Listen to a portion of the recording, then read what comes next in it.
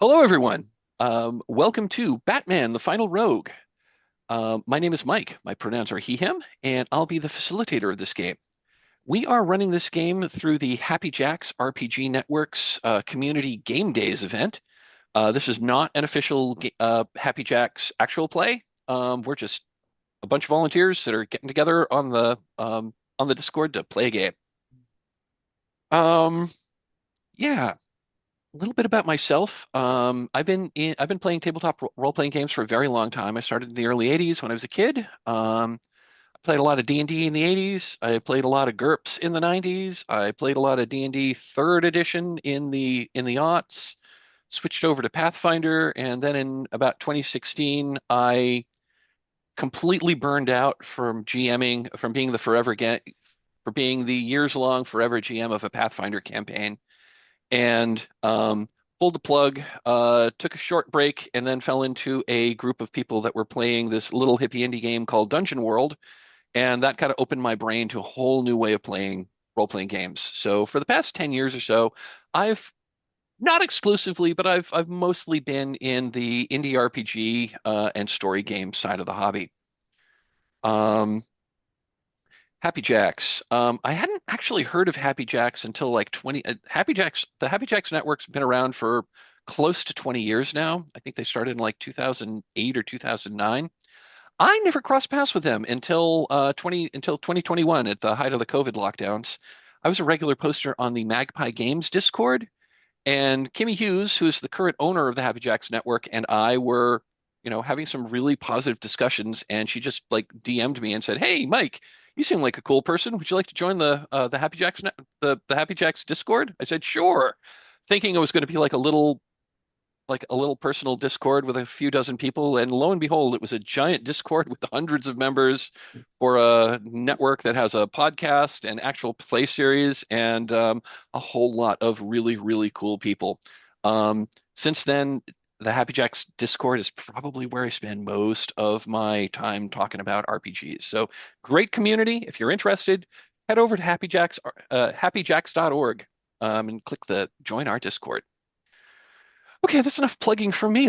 So one question so I'm going to go around the table and ask you to please let me know your name, your pronouns, um, what your history of, like a brief summary of your history of role-playing games, a brief summary of your history with with the Happy Jacks RPG Network, and who is your favorite Batman supporting character? And I didn't answer that for myself. You know, I've always had a soft spot for the character the Huntress. So I think she's probably my favorite member of the extended Bat family. Let's go clockwise on our character keeper here. So let's go to Tad. Hello, hello. Hey, I'm Ted. I, I've been playing, yeah, Ted. Yeah, I've been playing RPGs for about a decade and a half. Started with mostly World of Darkness stuff, but it was the edition that they later renamed Chronicles of Darkness. Then I played a lot of different things over the years. I've been on this server for like 3 days or something. I just came over from one of your posts about needing players, and the game sounded cool, so I just joined. You Awesome. know, it's not like I'm not in like 4 dozen other RPG servers. So what's one more? So far this is my first game here, and my pronouns are he, him. Sorry, it's written there, but just to say it. And my favorite Batman character, Two-Face, I guess. Cool. So, Fantastic. for me. Uh, Evelyn, let's go to you. My name is Evelyn. My pronouns are she, they. Um, I just joined the Happy Jack server a couple of days ago because I love superheroes and TTRPGs. I've been playing TTRPGs for about 4 years now. The first 1 to 2 of those years was D&D mainly. But about 2 years into my experience, I branched out with Mass, the new generation, or the next generation, which I absolutely fell in love with, and have just been branching out to more and more uh, story-based TTRPG games.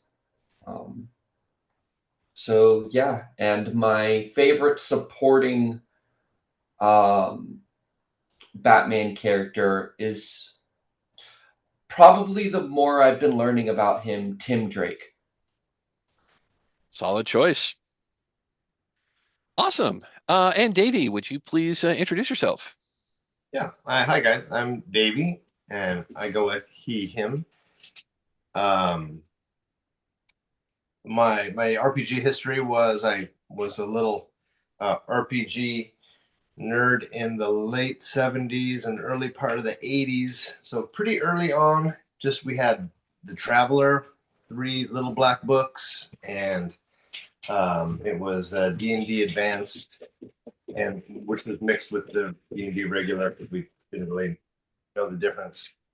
Um, and I did that for several years, and then in adolescence, cars and girls and stuff. So I left that aside for a good long time, and then came back to it in around, I don't know, 20 early 2010s, and got really interested in story games and these, like like you were saying, hippie RPGs that I discovered. This guy named Ben Robbins was in town. He lives in Maine, I believe now, but he was in Seattle, where I'm close to. I was in Seattle at the time, and he ran these get-togethers, these meetups. Kind of got me going on that. Um, got back into it. It was making little games. Never really published anything, but making little games and playing lots of games. And then people found out, oh, you play RPGs? Oh, join my Dungeons and Dragons campaign. So I did some 5e, which was a completely, like a completely different vibe. And so did a little bit of D&D again. Then when the lockdown happened just before that, started some old friends from, that we all shared a childhood love of RPGs, but it hadn't been part of our friendship at all because we got to be friends after our childhood love of D&D. We all discovered that we love this stuff, and just prior to the lockdown in 2020, which was fortuitous because it really kept us going, we started a game of Traveler, which I ran for about 3 years. That's the longest I've ever ran a game, like about 3 years, 3.5 years. And these guys, oh no, a couple of dogs here. I may have to shift things around. No barking. Anyways, we had a great time with that. It was kind of like a as much as I could run in my story game things to mixed success with these guys, but we had a great time. So anyway, that's history. Favorite character. Oh, I have to do something with you, buddy.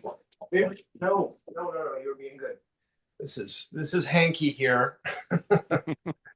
Accessory. Aw. Oh, can you see him? Is he on screen Yep. there? Yep. Yeah. We can see him. Yeah. About a year old. Aw. Yeah, he's a good boy, but he can be a bit. He's good, as all dogs can be. All pets. Got it. Yeah, my there may be some point where my cat decides to walk across my desk and show up on camera. So we'll see what happens. I'm currently I would dog say, sitting for my. Not an edge character, not a deep cut or anything, but I like the Penguin. The Penguin's funny. Penguin is funny.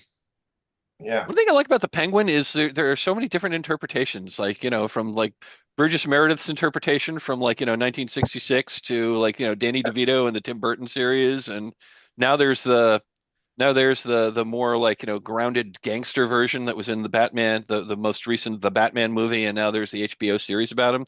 That's one thing I love about the Batman series is it's so It's so amenable to like reinterpretations where, but the core of the characters more or less stay the same, which is kind of cool, which is something we're going to talk about. So welcome everyone. Now let's talk a little bit about the game. I like to start games with a story. They call it a story game ritual. It's called the CATS discussion. CAT stands for concept, aim, tone, and subject matter. Basically, it's the elevator pitch of the game. So this is in the character keeper. I'm going to more or less read what I wrote there. So Batman the Final Rogue, this is a premise drift of a classic 2010 story game called The Final Girl. The Final Girl, the original base game, is a GM-less, it's a GM-less, diceless slasher movie simulation game. That uses playing cards for conflict resolution. In the base game, The Final Girl, you create the players create a cast of like 12 to 15 like victims. Then first you set up what your premise is, what your slasher movie is, what the nature of what the nature of the killer is. You create a cast of villains, and then you play through scenes where you establish who the characters are, what their relationships are with each other, and then eventually the killer shows up in the scene and like tries to kill everyone one at a time, like a classic slasher movie, until one character is still there at the end. There's a final confrontation, and they're the final girl, and then you set the epilogue. That's the base game. This game uses the exact same rules, but it's a premise drift. So instead of a cast of victims, we're creating a cast of villains who have gotten together to pull off the crime of the century because Batman's out of town. Of course, Batman is, and so we're going to create a cast of villains. We're going to create we're going to create a version of Gotham City. We're going to create a cast of villains. Um, we're going to decide which version of Gotham City we're playing in, and then we're going to have a few scenes of our villains trying to commit this crime, and then Batman's going to show up and haul people off one by one to drag them off to Arkham Asylum or whatever. The exact same rules. It's just that Batman's capturing the villains, not killing the victims. Until eventually there's only one left, and we'll have we'll have an endgame scene, we'll have an endgame, we'll have a finale scene, then we'll have an epilogue, and that'll be the game. That's the concept of this game. So the aim of this game is to tell a compelling story in the style of a comic book where a bunch of Batman's enemies get together to pull off a daring crime, and then Batman shows up to catch them. In this game, the villains are a shared resource among all players. Even though you may have created a given villain, you may not necessarily play that villain in very many or any at all scenes. We'll figure that out. So once we create the villains, players will select villains to be in a particular scene, and then we'll play out the scene. The other bonus thing is control of Batman passes to a new player at the start of every scene. So everybody gets a chance to play Batman. The tone of this game. Well, we can talk about this a little bit once we get through the CATS discussion. Batman's stories can really run the gamut from like a dark and gritty like Frank Miller comic to the super campy and comedic version of the 1966 Batman TV series and everything in the middle. We'll determine that tone once we move to that section of the game where we're like setting things. But out of the box, kind of like the default setting and the one that I usually recommend for people that are new to the game is sort of like the retro present of like the 1990s Batman the animated series. That's kind of a touchstone everybody knows, and it's kind of like a baseline kind of like neutral version of Batman that nearly everyone that might be interested in playing this game can relate to. But if we want to do a futuristic Batman Beyond story, if we want to get really dark and gritty, if we want to get dark and gritty like like The Dark Knight Returns, or if we want to do something like the Tim Burton movies or the Christopher Nolan movies, we can figure that out. So that's the tone discussion. And subject matter. This is a comic book superhero story that focuses on a bunch of villains pulling off a crime.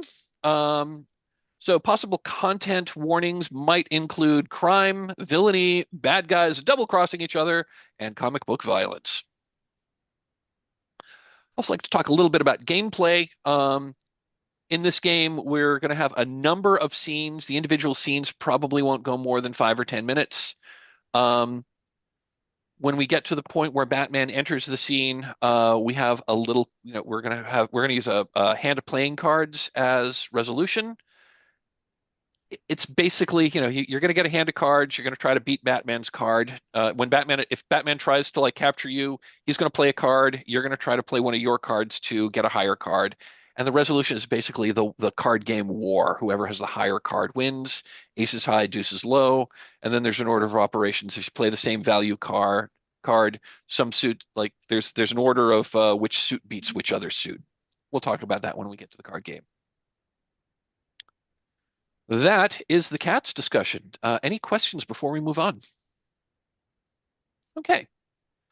Next thing I want to talk about is emotional safety at the game table. We are a bunch of strangers who've gotten together over the internet to play a game, and the purpose of our little endeavor here is to have fun. Each of us is bringing a different set of life experiences to this game table. What might be perfectly acceptable for me to introduce to a game to play with in a game setting might be something that you don't necessarily want to deal with as a in a game setting. So we're going to be using a nested set of safety tools where we can call out specific subjects that we don't want to deal with, or we only want to deal with under very strict circumstances.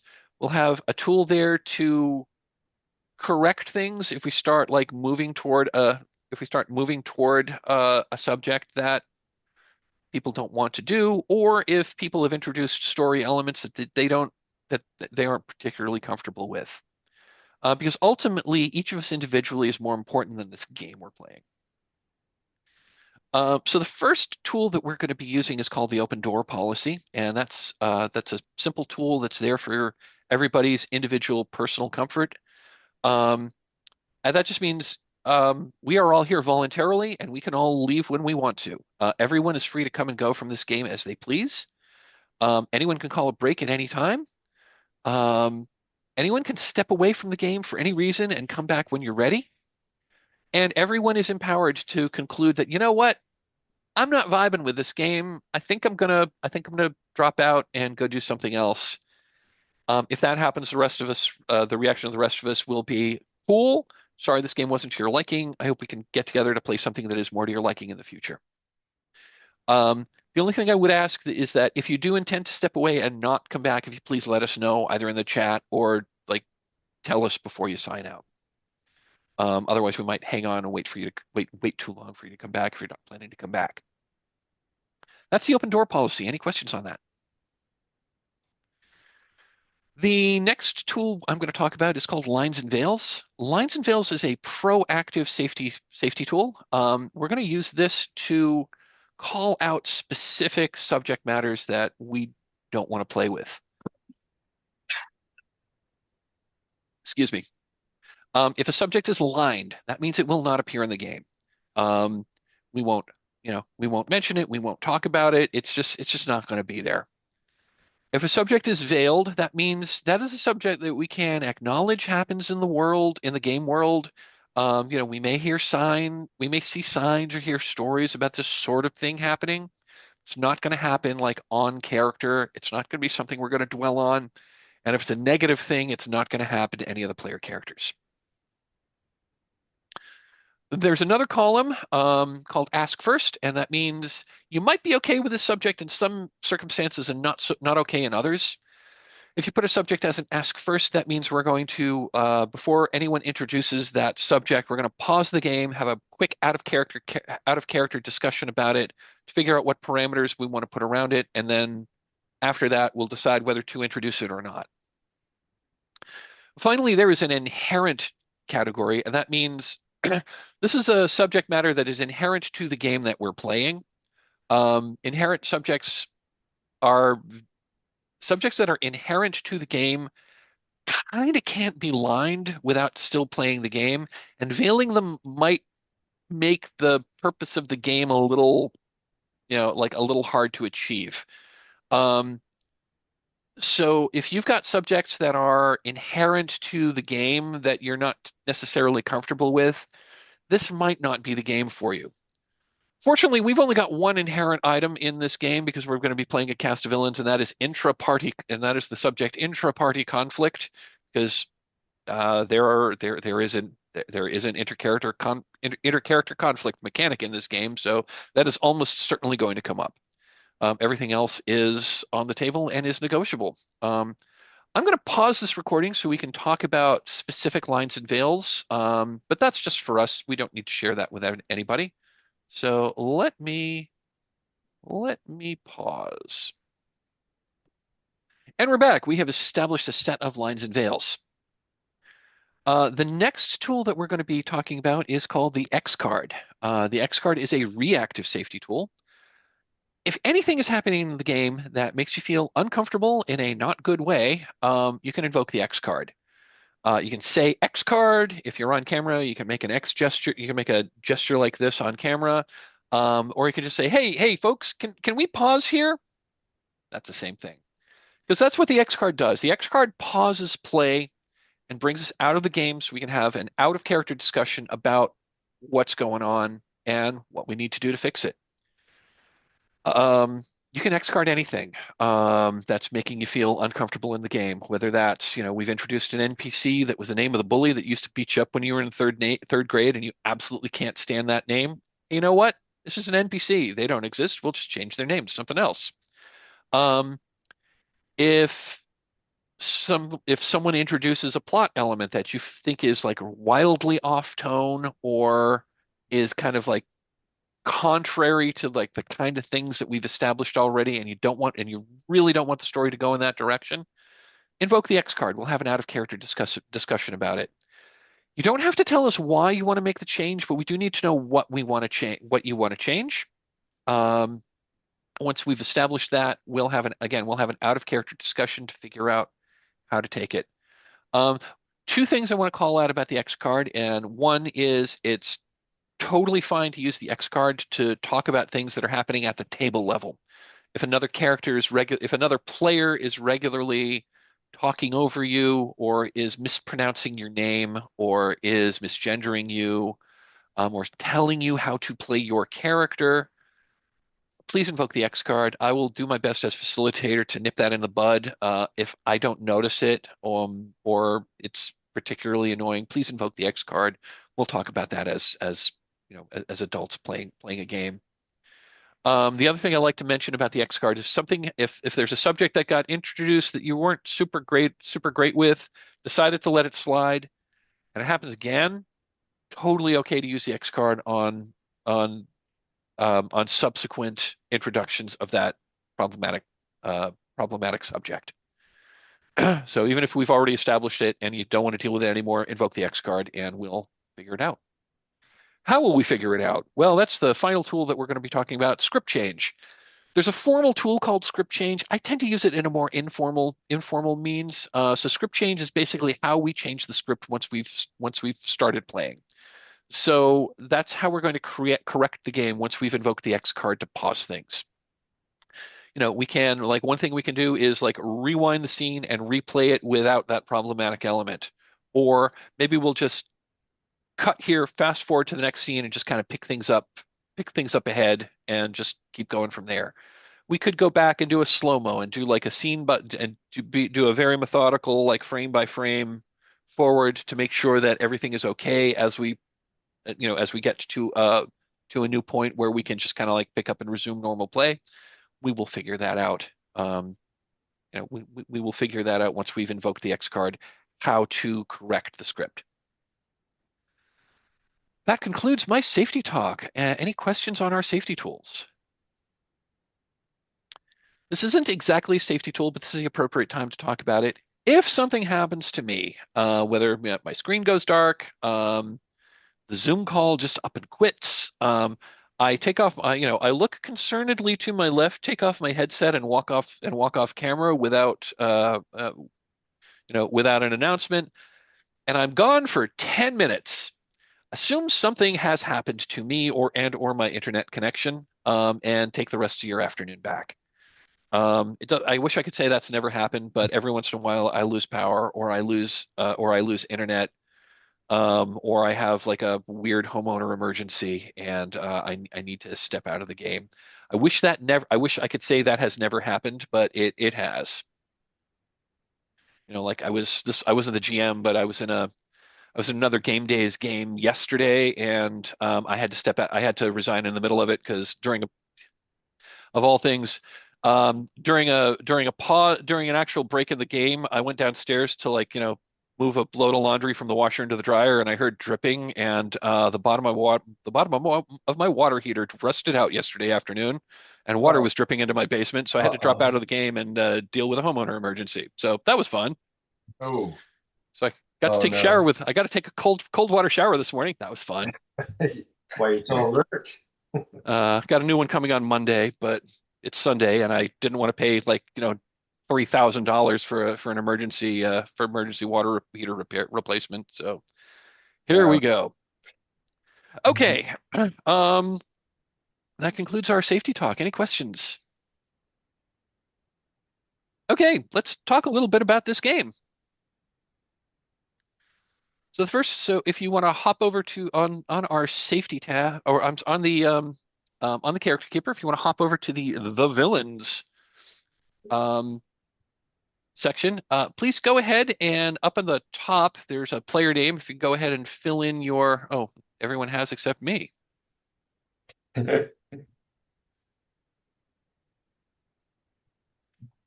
I was the one who didn't do that. Okay, so the first thing we're going to do is we're going to create our cast of villains. We have 4 players.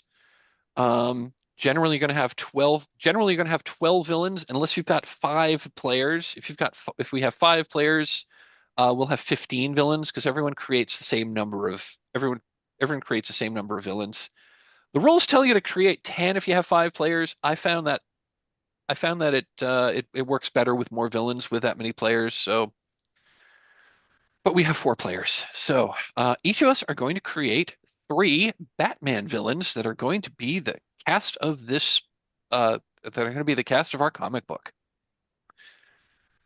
Before we establish who our villains are, let's talk about what our setting is, what version of Gotham City that we're playing. I would recommend that we use sort of like again, like kind of like the retro present of like Batman the animated series, kind of gives the most flexibility. But if people really strongly want to play like, I want to delve into the camp. I want to have, you know, I want to have Cesar Romero as the Joker and Burgess Meredith as the Penguin and play Batman 66. We can totally do that if we want to do that. Um, if we want a more like, darker retro, if we want a darker retro and make it more like a Tim Burton movie, we can certainly do that too. I am open to suggestions. People want default. People want to do something weird. Any um any suggestions from our players? I'm good with yours, and I think it kind of gives us some space if somebody wants to get a little campy for a minute. That's, it fits, and we can flex a little bit. Okay, so we've got basically we've got like the Art Deco present of like Batman the animated series. The cars look a little retro, but we got cell phone, we got cell phones, we got social media, we got mass media. Cool. Okay, that's our setting. So now that we have our setting, let's create some villains. Um, so let's each of us So we're gonna each create a villain. If you want to do it, I mean, Batman has an extended rogues gallery. So the way we're just gonna do it is, I'm gonna call out a player. I'm just gonna go. I think we're just gonna go in clockwise in how I have you on my gallery view here. So basically, call out a villain. People have varying levels of familiarity with Batman villains. I do not claim to be an expert in any way, shape, or form. There are a whole lot of deep cut Batman villains that I have probably never heard of. Um, so we're gonna call out the so if you want to introduce a villain, say who it is, and then give us a like a one sentence description of who this character is, so that everyone's on the same page about who they are. I am happy to start, but if anyone else would like to, How would you guys feel about like just making some up carte blanche? I was going to say that is something we can absolutely do. We can use the actual established Batman Rogues Gallery. Superman and the Flash and Wonder Woman also have extensive rogues galleries. I've certainly played games where, we've had the oddball Superman or Flash villain. In fact, the last time I played this, the mastermind of the whole thing was Lex Luthor, who wanted to wanted to get his hooks into Gotham City. Yeah, so that is absolutely doable. And if you want to introduce create characters to carte blanche, that is absolutely fine too. There was another game that I played where one of the villains was, we just called him Penguin Goon number 3, and he was one of the Penguin's goons who was just in for the ride, and we figured out who he was, and he ended up being the final rogue.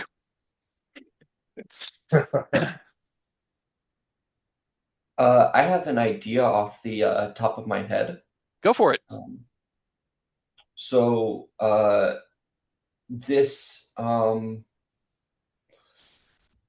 let's just say Mr. Freeze Jr. This is a this is Mr. Freeze's child, who saw what Mr. Freeze was doing for his mother, but misunderstood the villainous acts as a legacy, and so is attempting to prolong that legacy by being the next Mr. Freeze.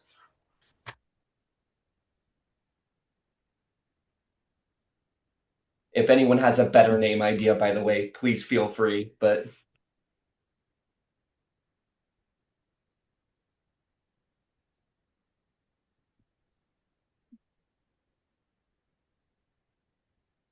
I like. I guess we can have a daughter who's called Miss Freeze, but I'm not coming with anything better.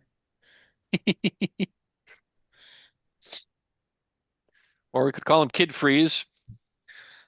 Kid Freeze is better. Yeah, Kid Freeze is definitely better. I like that too.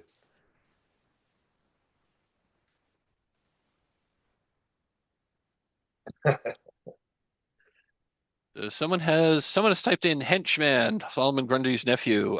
Who was it? Who typed that in, and like, how do we want to describe it? I just did that, and so do we need to go further on Kid Freeze, or I didn't mean That's to. pretty much all we need is just like a one-line summary of who they are. Okay, so what would henchman um, say? It's you're creating this character, so go ahead. Grotesquely muscular, um, bio induced. Yeah, he had some sort of. This is another kid. I don't know if I subconsciously went off a Kid Freeze, but it's yet another kid villain.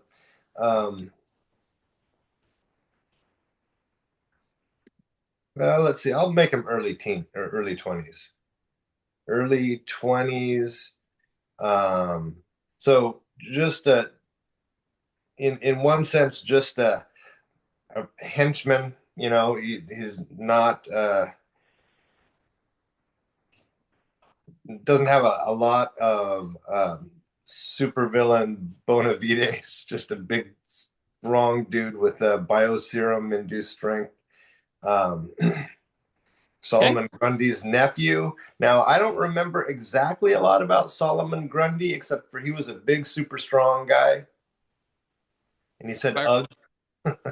I think the implication was he was some kind of zombie, but I'm not super big into that's not a character I'm No, super duper familiar with.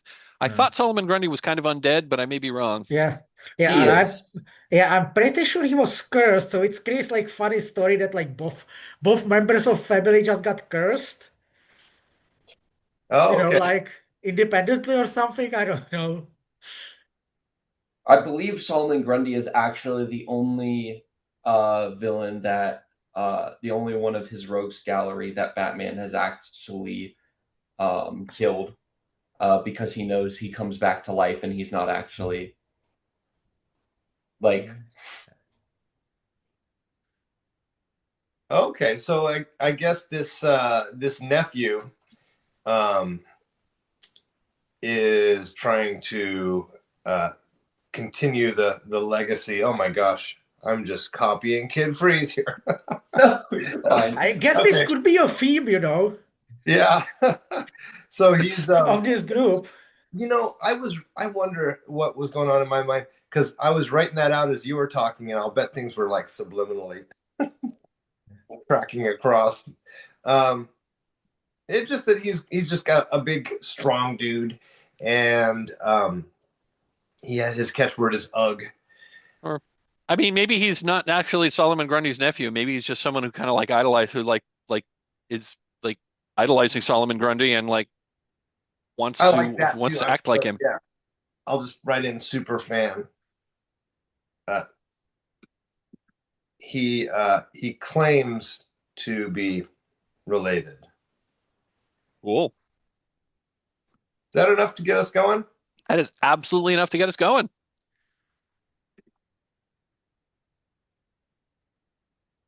Okay. Ted, do you have an idea? Yeah, I guess since you know what, I will extend this into a theme, I guess. And since we already have a Kid Freeze, let's put in Firefly. I have no idea how many Fireflies are there. I know there's more than one. So let's say it's Firefly number 5. I don't know Firefly. I have, flying and flying pyromaniac. Okay. Cool. Pyromaniac with a jetpack and flamethrower. I don't think there's that much to it. Okay. For hire, but also, really liking the flames. Uh, He was big in the Batman Arkham Origins game as one of the mercenaries being yeah, sent after Batman. yeah. Okay. I was gonna say that's And not a Batman villain I know.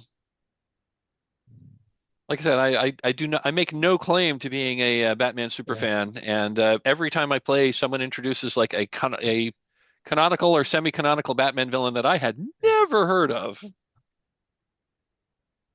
And I'll be Yeah, learning. if you want to throw in a description on the description tab, yeah, yeah, yeah, yeah, yeah, yeah. Uh, mm, let's say this one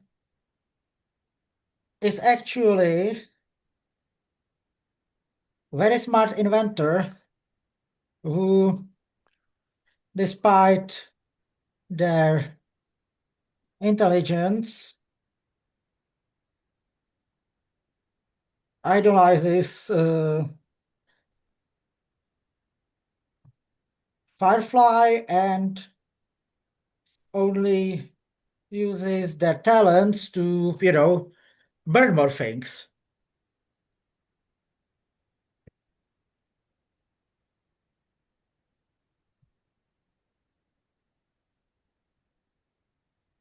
Also unrelated to previous Fireflies. okay. Yeah, if you want to throw that in the description, on Yeah, that yeah, card. I'm So, typing it. because when you play in person, you generally write these down on like index cards and put them in Uh, put them in the middle, and then people like will pull the index cards in front of them when yeah. in a scene to play when they're playing. So this is sort of like my online version of this. And we'll get into relationships in a moment once we've established our cast of characters.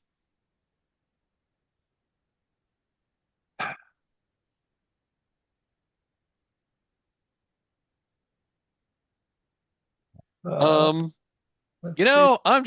I'm I'm not feeling terribly creative here, so I'm not going to create a new version or a or I'm just going to go with the Penguin. Yeah.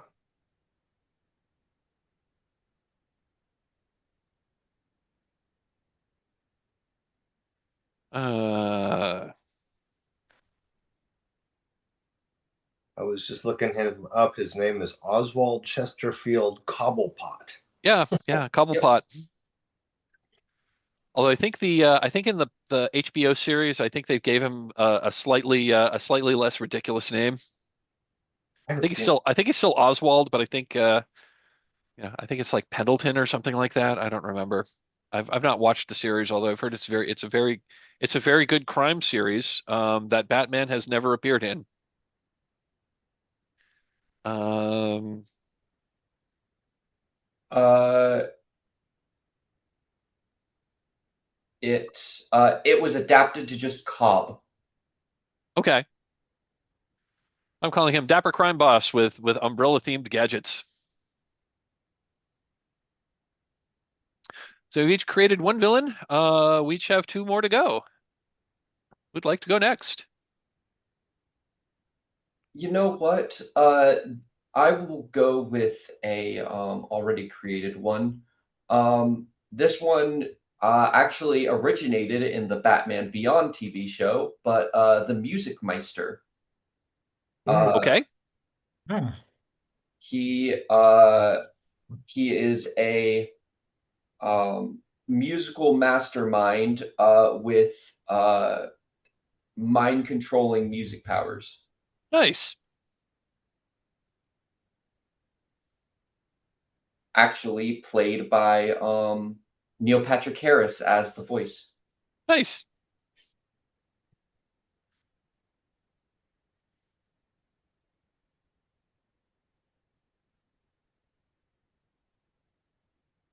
Well, how about a Harley Quinn?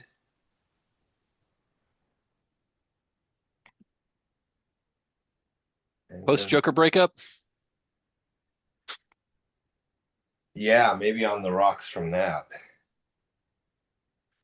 No, so not wearing the Harlequin costume, wearing the you know, like like Harley Quinn from like her series or from the movie.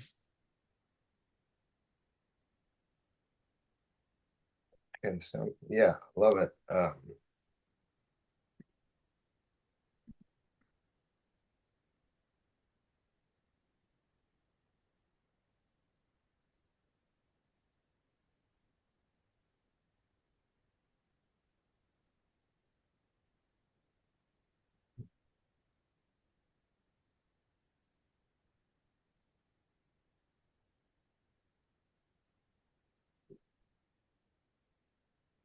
Okay, so we got Harley Quinn, we got Music Meister. Tad, do you have another one you want to add? Who I think should be involved in this? I think we should get the, I guess, token not Batman villain out of this, and I think it should be Gorilla Grodd for this. Gorilla Grodd. Okay. Your classic, uh, telekinetic, telepathic, super intelligent gorilla with, who's a ape supremacist or whatever you call that. Gorilla Grodd. Yeah, let's bring in a Flash villain. Love it. Yeah. Just feel like that's someone who would be very, like interacted with classic, like Gotham, villains would be very, I would say, interesting experience for him. I mean, he would hate it, but Yeah.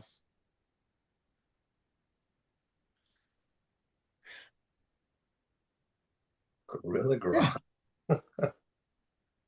yeah, yeah, that's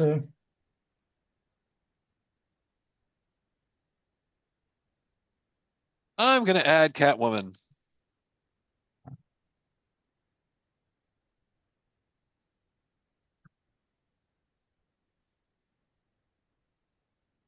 Get some romantic Batman Catwoman play going. Entirely possible. Um,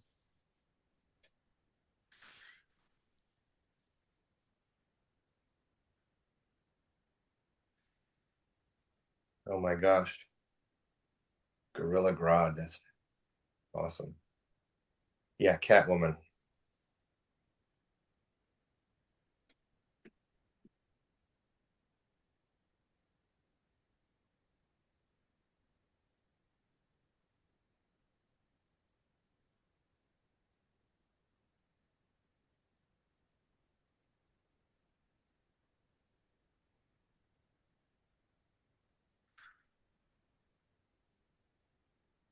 We're sort of knocking these out.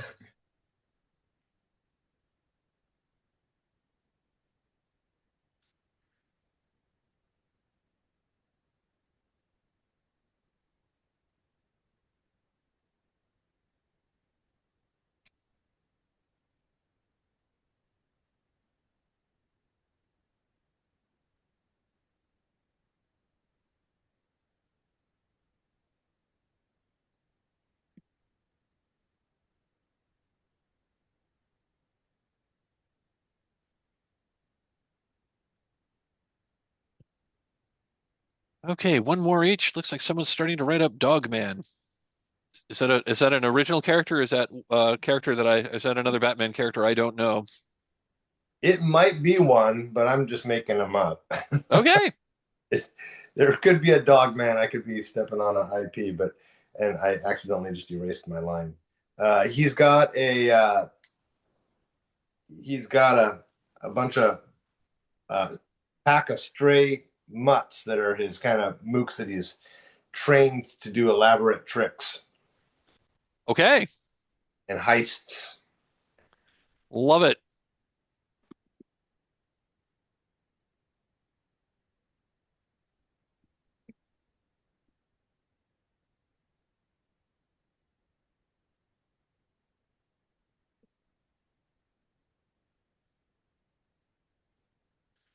Oh, someone's going for Condiment King. Excellent.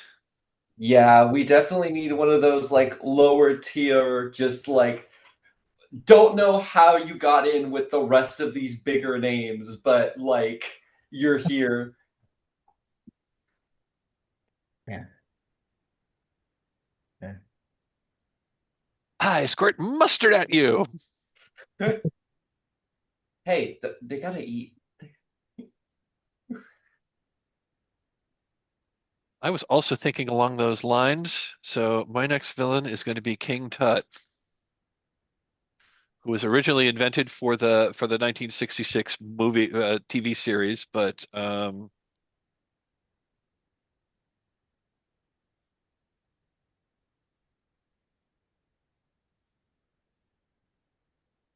God, I'm blanking on his name. Uh, William McElroy. I believe if I remember correctly, Mr. Freeze was actually created for this for originated in the Batman the Animated Series. I could be wrong about that. No, no, mainly because I remember Mr. Freeze being a character in like I'm I remember Mr. Freeze being a villain in like the 1970s Super Friends. Yeah. Yeah. Harley Quinn was kind of created for the animated series, but She not was. really. Yeah, but she had like a very brief appearance. Oh wait, no, it was Harley Quinn Yeah. who originated here. Yeah. Yeah. Uh,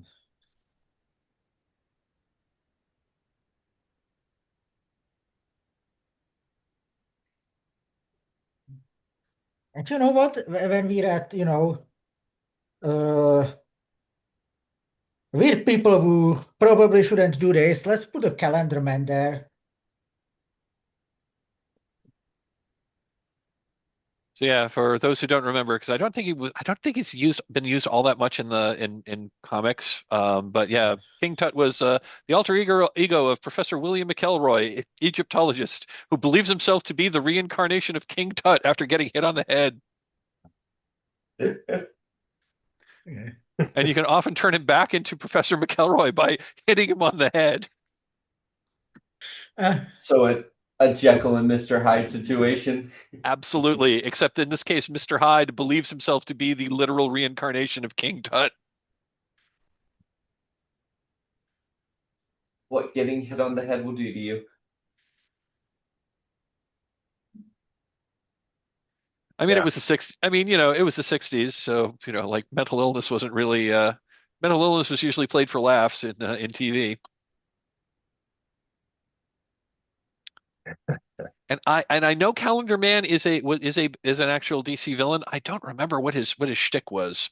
Yeah, it's what you think it is. He just commits like crimes that are themed to the occasion, like Okay, Christmas. To these, and sometimes it's like stupider things like International, Garbage Man Day or whatever. I'm sure that's an actual holiday. If it's not, it's like yeah, that's awesome. kind of silly man. Until like I think Arkham series made him into like crazy serial killer for Uh, some. actually, actually, that originated in the Batman: The Long Halloween Oh, comic series, true, where true. he. That was yeah, yeah. He was there, yeah.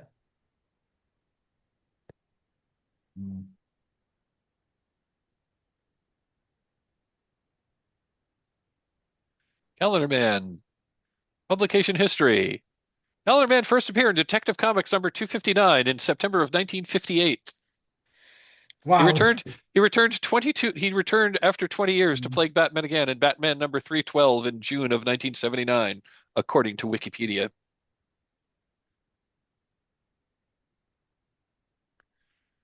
I mean, I Oh, do. wait. Oh, that's interesting. Apparently, in DC's Rebirth comics, his age is literally based on like the year or the seasons. So he physically ages rapidly over the course of a year and dies in winter and gets reborn in spring, kind of like a phoenix. Wow. That's kind of cool. Hmm.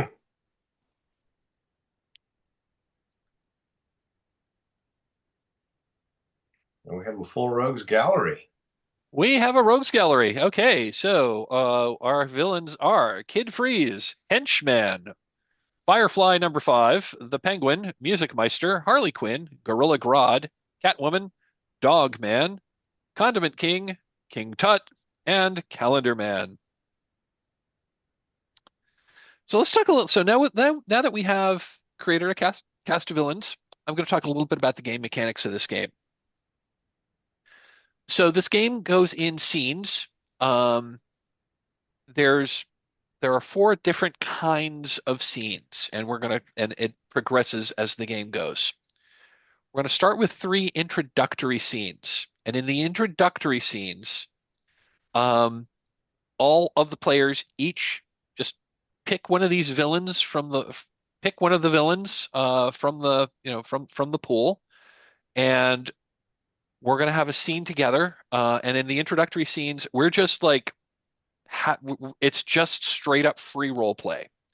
Um, the purpose of these introductory scenes are to get to know these characters as they're like going about their business. In this case, what I usually like to do is the first introductory scene is like all of our villains are together for a briefing about what this crime is and what they want to do. My default crime for Batman the Final Rogue is it is the night of the Gotham Gala, and everybody knows Batman's out of town. He's like off with the Justice League fighting Darkseid or whatever. The important thing is he's not here. So these villains have gotten together to knock over the Gotham Gala, which is, a thinly veiled version of like the New York City's Met Gala, where all of the glitterati of Gotham are coming together in their finest in their finest fashions, their expensive fur coats, uh, bearing extremely expensive jewelry, and also there's the whole museum to loot. um, so what I tend to do with so we have 3 introductory scenes. So we'll each have a scene with so for each of these scenes we'll have 4 characters that are like doing a planning or like starting the crime or like whatever. Like one person will set the scene. will have a short scene. They shouldn't go much more than like 5 to 7 minutes.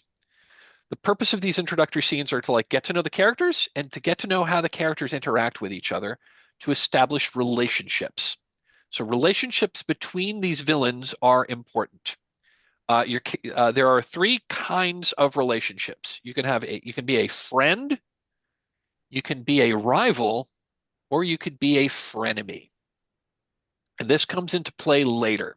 Um, Having relationships is good. The more relationships that you have, um, whatever they are, the more like relationships with another character that a given villain has means you can draw an extra card when it comes time to face down against Batman. So so like when we get to the actual conflict, you draw one card, then you draw an additional card for every established relationship you have. And those relationships stay even if the person you have the relationship is out of the game. So we're going to have three of these scenes.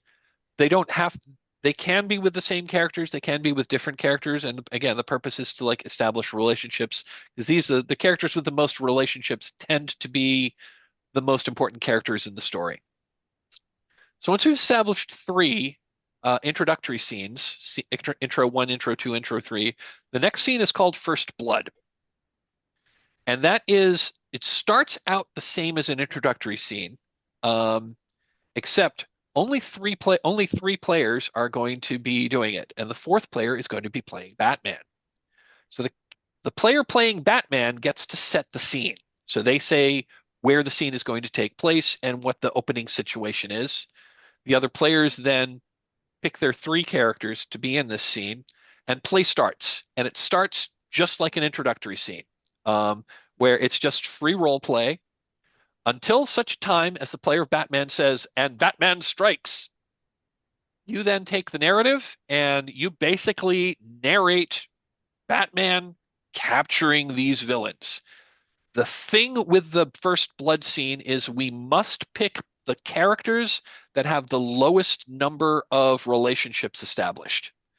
So if no one has picked this particular character yet for any of the three introductory scenes, they're going to show if they have no relationships established, they're going to be in the First Blood scene. If there are characters that have tied, like if we have more than three characters that don't have a relationship, well, we'll just pick from those.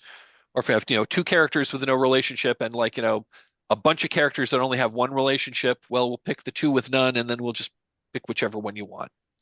So in the First Blood scene, Batman just narrates their capture, and they're going to be out of the game. Then we go into standard scenes. The role of Batman goes to the next player, and again, they establish what the scene is, where it's going to take place. The other players pick villains. We do a free role play until the player of Batman declares, and Batman strikes. And then we're going to go to the cards. When we do a standard scene, the player of Batman can choose whether they are attacking a specific villain or all of the villains in the scene. And basically, we're going to be playing war. With standard scenes, play ends. If play ends basically when the first villain, if Batman is attacking a single villain, the standard scenes ends as soon as Batman captures the first villain. The other villains in the scene get away, and they each get a survivor point.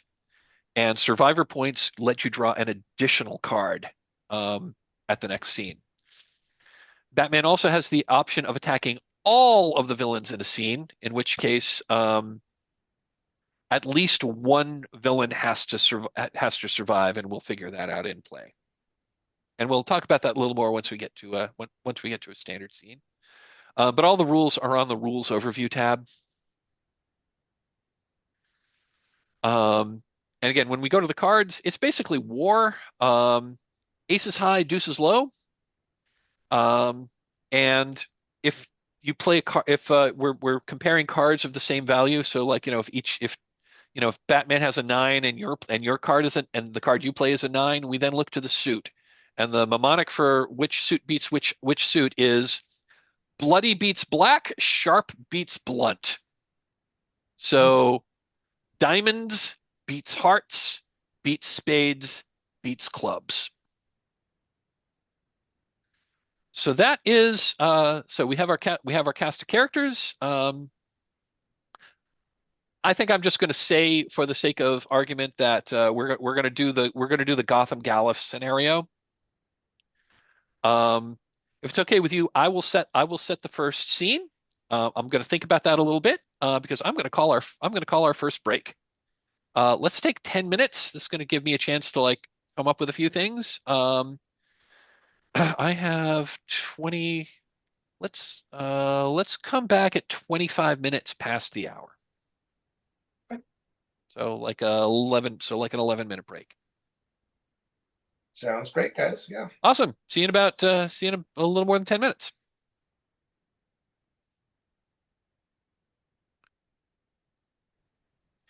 And we're back. So,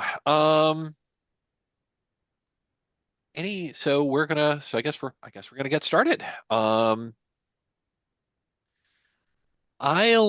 I'll take the first intro scene if that's okay. Just to kind of like get things going. So it is the night of the Gotham Gala.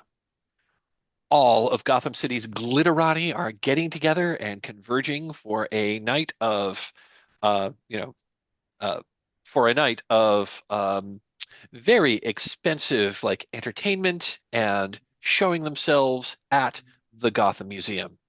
The Gotham Museum is, as everyone knows, it is primarily an art museum, but it also has a natural history museum wing. So there's all kinds of this gives players the ability to like have any kind of like introduce any kind of museum scene that interests them. But so all of Gotham's glitterati are getting together, and this year is particularly delicious to those of you of a criminal persuasion because everybody knows Batman has gone off with the Justice League to go fight Darkseid or whatever. I don't know. It's space. He's not here.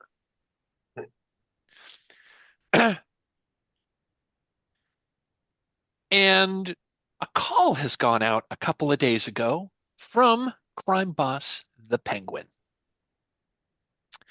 inviting, he sent invitations out to a number of nefarious individuals in and around Gotham to come together and to like have a discussion about what to do now that Batman is out of town. So I think we're going to open the scene in a. So I think we're going to open. So this scene is going to open in a. Yeah, the scene's going to open in a large conference room that is in the offices above a nightclub that the Penguin owns. It's a popular nightclub. Everyone knows that this nightclub is operated by the Penguin, but hey, he's got some of the best entertainment in town. So like lots of normal people not connected to Gotham's criminal element go here because it's a really cool club. But upstairs, upstairs is where the Penguin controls his criminal enterprises, and that's where we all. So 12 of Gotham City's most nefarious criminals, some higher on the list than others. You're not all sure exactly why Penguin invited you particularly, but they're all here. So the Penguin with his signature top hat, monocle, cigarette and a long cigarette holder and tuxedo with a purple bow tie, um, is standing at the head of this conference table. So That's going to be the opening scene. I am picking the Penguin. I'm going to ask each of you to please pick a villain. If you want to click that little checkbox next to their name, that's going to turn the card yellow, and that's going to indicate who is in this scene. And again, the purpose. So this is scene intro 1, and the purpose of this is to start establishing relationships between these characters. Okay, so technically, all 12 of our villains are in the scene, but we're going to be focusing on these. We're going to be focusing on these 4. Yeah. So,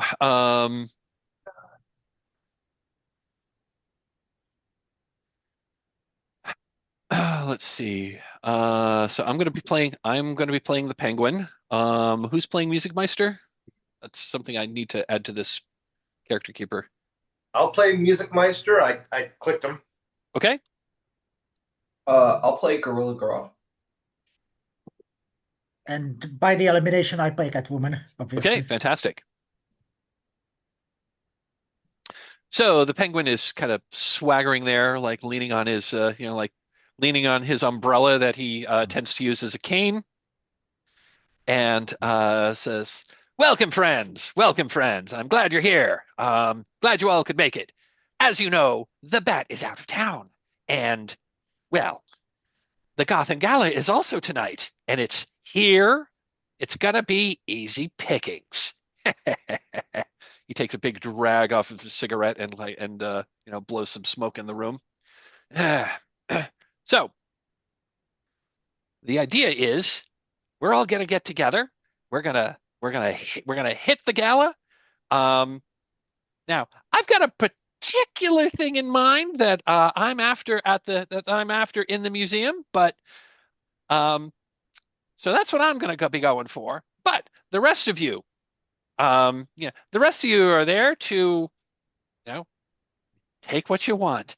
The big thing that I want, and the big thing that I want, he takes a big drag of his cigarette again. um, is the heart of Siam. Is the heart of Siam in the Natural History Museum, which, I'm sure you all know, is an emerald the size of your fist that was collected by one of Queen Victoria's colonialists, whatever, back in the 18 whatever. I just need that emerald. That's what I'm after. The rest of you, well, take what you want. The big idea is it's there. The gal is there. It's gonna be easy picking since the Bat is out of town and won't be in our hair. So, who's in? Well, I definitely am going to be going to the history portion of that museum. Some of my brethren's bones are kept there, and humans should not be in control of those. It is our history, not humans.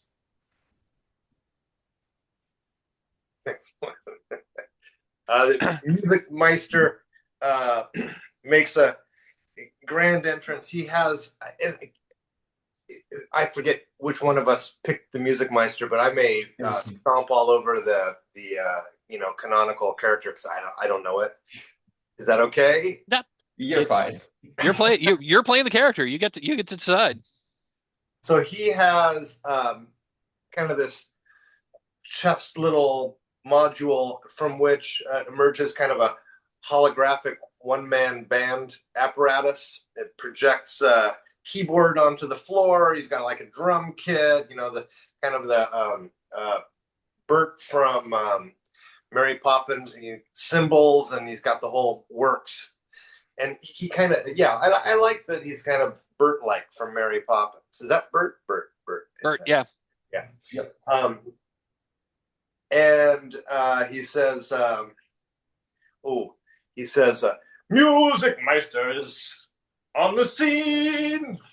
And he says, I have long, and he does a flourish across the floor playing a ascending arpeggio sought the leer of I forget who. There was a Greek god. I forget which god. Well, let's just say Hermes? Zeus. Hermes? Hermes. Yeah, Erato? Hermes would be good. I was going to say the Erato was the was the muse of lyric poetry, and she's always depicted as having a lyre. Erato. Erato, Erato. Erato was the muse of lyric poetry, and is always depicted as holding a lyre. Erato's leer. He does a goes into a big aria about that, and guitar appears, and he does a kind of a Eddie Van Halen tapping thing, and, and says, "It will be mine." And he says it's been brought out of the back room and is currently on display in the ancient instrument swing. Penguin takes another drag of cigarette and kind of like furrows his brows at Music Meister, like, "Are you done with your theatrics, Mister Music Meister? Because we have some business to attend." Yeah, speaking of theatrics, someone just jumps just behind Penguin, and uh, kind of leans over to him from behind. Oh, Oswald, I was also just going for the heart of Siam, but as I owe you a favor from the last time, I will make an exception and change my goals for something a little bit lesser. I think when the Catwoman I don't think the Penguin notices when the Catwoman comes up behind him because she's just that good. And when you lean over and whisper in his ears, the Penguin goes, "Ah!" He turns around like, "Selena, you gotta stop doing that. You know I hate it when you do that." Of course I know, Oswald. Of course I know. Why did I invite you? Oh, right. Because you're the best. Oh, right. Because you and I both know that you're the best cat burglar in town. Hence the get up. Yeah, and I was gonna rob this place anyway. But, well, sometimes it's better to coordinate than go alone. Right, right, right. Well, well, as long as the heart of Siam is mine, the rest of the museum, I don't really care. Have fun. Oh, there are Um, very nice golden eggs from some Russian palace. They'll fit just fine. this feel out of character. This kind of feels like the scene to me. Does that sound good to you? This is kind of Yeah, like yeah. the right length Yeah. to One the more right Yeah, length yeah, to yeah, one of these yeah. scenes. If I wait, that's like a Did last, anyone have last. anything else they wanted to do in this scene? But this Yeah, this I have feels. last panel. Oh, Sorry. please. Yeah, we see Catwoman like swiping Penguin's cigar holder. She swipes Just it. goes. Yeah, just just steals it from him, when she's speaking to him. Just Oh, she takes it out of his hand and then takes a drag yeah, herself. yeah, yeah, yeah. Perfect. And I then keeps it. Music Meister goes to Gorilla Grodd and says, the primate wing is directly adjacent to the ancient music display. There is a vent in between them.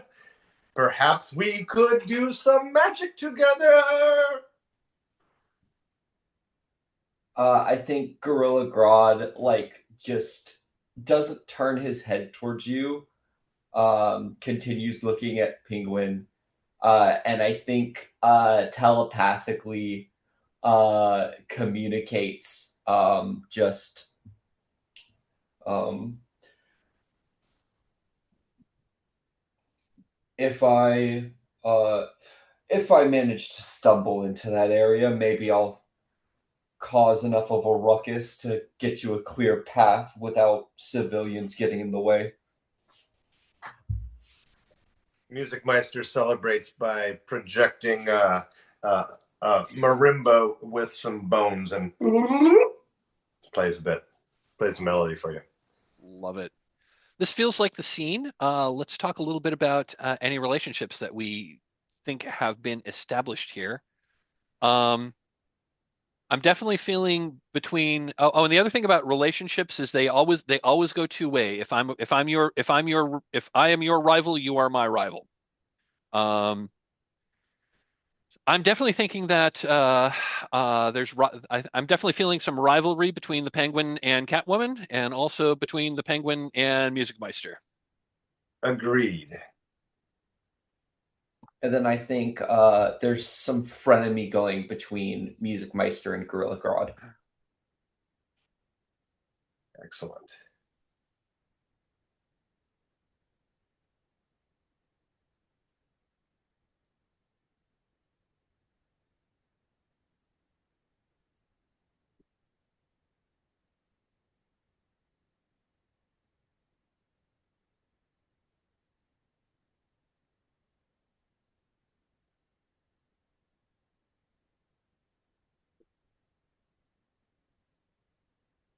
Now someone frames the next scene, or Yeah. So that yeah, is yeah, that was intro one. I'm going to yeah. deselect these. Hmm.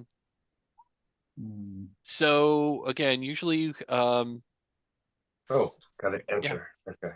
Yeah, and so now we're going on. Now we're going on to the scene intro two. We're gonna have another intro. This is gonna be another intro scene. This could be, you know, en route to the gala. But it's up to whoever. It's up to the next player. Yeah, Generally we just kind of like go. Generally we just kind of like yeah, like turn passes to the right. yeah, If it's okay with you, I'm just gonna go with I'm just gonna go with like how you. Well, I was yeah, gonna say how you display on my gallery view, but that can shift yeah, around. yeah, yeah, yeah. So let's go with how we have on our little player name here. So I went first, so that would go to Davey. If that's okay. Yeah. I'll bring Dog Boy into the scene. And shall I set the scene? Yeah, go ahead and yeah. Why don't before we do our characters, go ahead. Like what is this scene going to be? Okay. Um, hmm.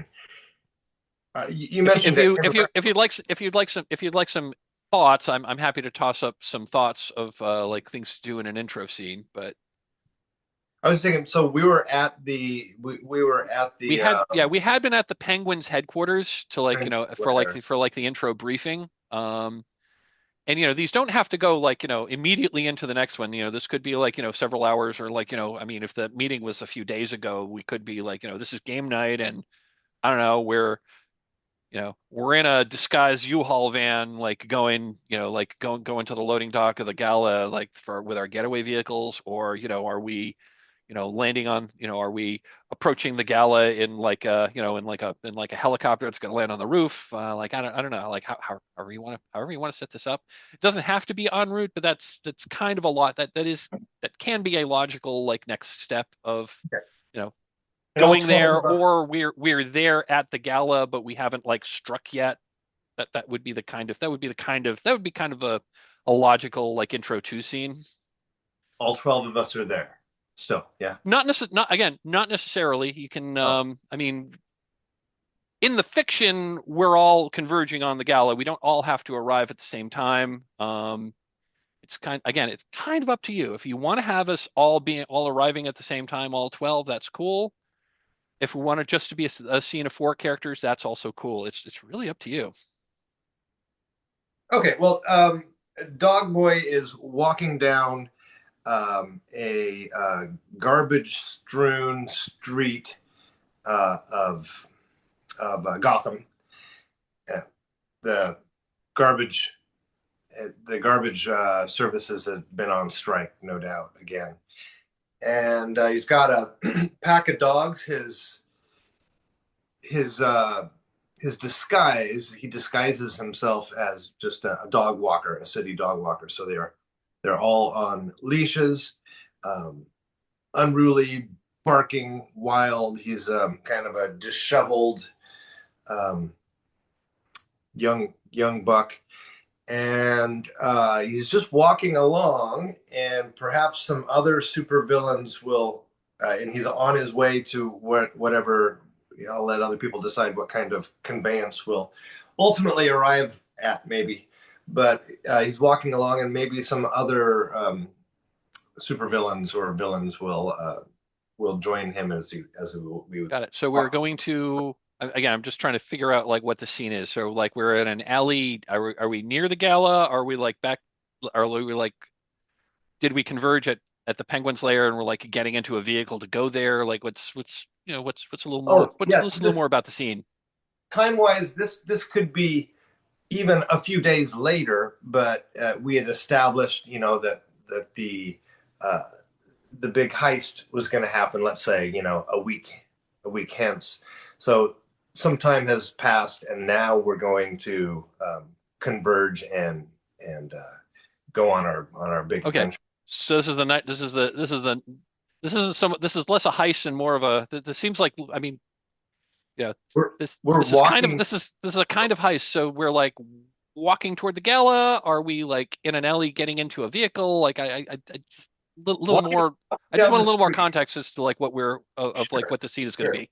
So what I'm saying is that I'm walking down the street. I'm imagining some other supervillains will, come out of their domiciles and join in. And what we get into and go into next, maybe the next scene is going to establish. So we're going, Yeah. let's say, we're going to go get on a train, or we're going to go to the helicopter pad, or whatever we do next. But this is an en route thing. Okay, so sort of like okay, so we're getting together to go en route to Yeah. the crime. Yeah, the other supervillains can hear the dogs approach, and a few of them are going to just kind of presumably join in on this walk. Okay. I chose Harley Quinn for this. I just Condiment King. Uh, grab Kid Freeze.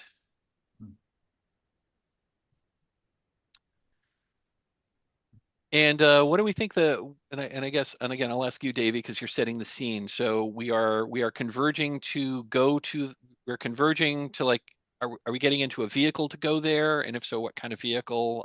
Again, I the player just don't really have enough of the scene to really start talking yet. Yeah, I'm sorry. What I'm imagining is that I was going to leave to the next player the decision of what we're going to hop into next, but we're just walking down the street en route. Okay. I think I actually have a way to sort of play into this. I think as you're walking down the alleyway with your dogs, I think they probably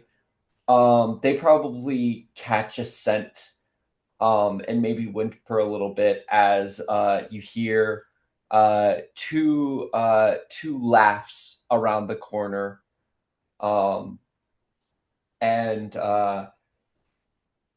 they as the person coming around the corner comes out, you see Harley Quinn with Bud and Lou, her two hyenas, as they start coming up to the dogs, and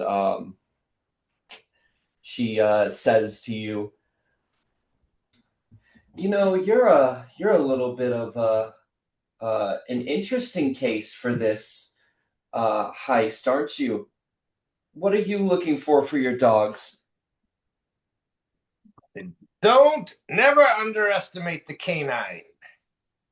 They are man's best friend, and we have a long legacy of cooperation. That said, The I have heard tell, and certainly the Penguin has brought me in so that I can pursue this one great grail theft of that I that he knows I'm keen on. The Cruella's famed coat, and it could be from the movie production. If we don't want her to be an actual, to be mixing our our Disney and our DC. Who played Cruella? What's her name? Oh, it's escaping me. Hmm. Cruella's famed coat will be on display in the Disney room. That would complete my costume. And as you're doing this, the catering, something that looks like a track of a truck of a catering company just stops in front of you in the dark alley, and Condiment King opens the front door. Hey, people Dog, to the front, animals to the back. Dog Boy says, "Hot dog." And at about that same time, as Condiment King's as Condiment King pulls up in his in his food truck, an ice cream truck pulls up.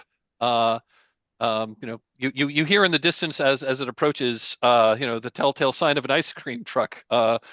Do-dun, do-dun, do-do-do-do-dun, do-dun, do-dun, do-do-dun, do-dun, do-dun, do-do-do-dun, dun, do-do-do-do, over and over again, as as a Mr. Freeze ice cream truck pulls up, and Kid Freeze like leans out of the window, like, Condiment King, we agreed we were going to take the ice cream truck, not your catering truck. Well, they need catering in the inside. We can get inside with the catering truck. Have you seen an ice cream truck get inside the Gala? Huh? No, we can get to the loading bay. I explained that to you. But everyone loves an ice cream. Everyone loves ice cream. I mean, no one suspects the ice cream truck. Except everyone who lived in Gotham for, last whatever years. Look, I'm not using my dad's image. See, I even registered the dancing ice cream cone trademark. It has nothing to do with my dad. Well, I mean, other than his name, but no one is going to suspect this. Okay, well, we can take Well, both. We can take both cars. Okay, we yeah, can do yeah, that. yeah. Maybe you can take the animals. I don't Well, want my truck get dirty. I mean, um, I don't want them to. I mean, he turns to Harley like, they're not going to eat the ice cream. Well, they're not going to eat the ice cream in the back of this, right? I think she turns to him and says,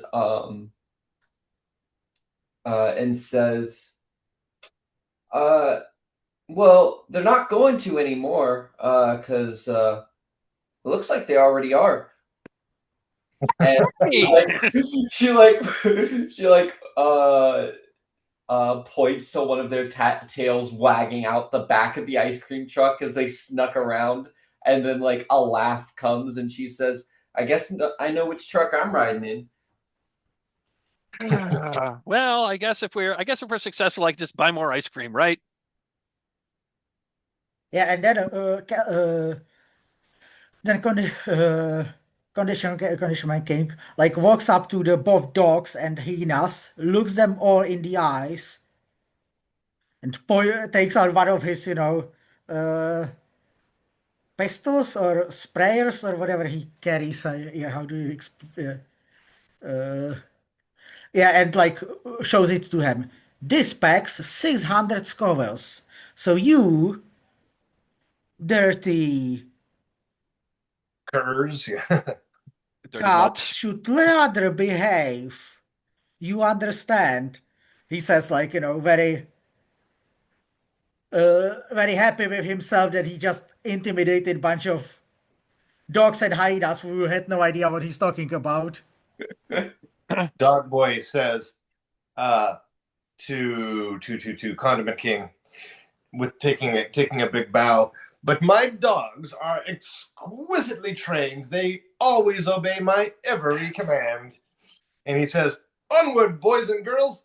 And the pups all jump into the back of his truck, and the little chihuahuas jumping on top of the serving table, and a sort of Lady in the Tramp looking mutt is rummaging through the garbage can, and it's just chaos aboard the lunch truck. Yeah, I'm also exclusively carrying condiments, obviously, in my truck. And It's just ketchup and tartar sauce. uh, Sorry.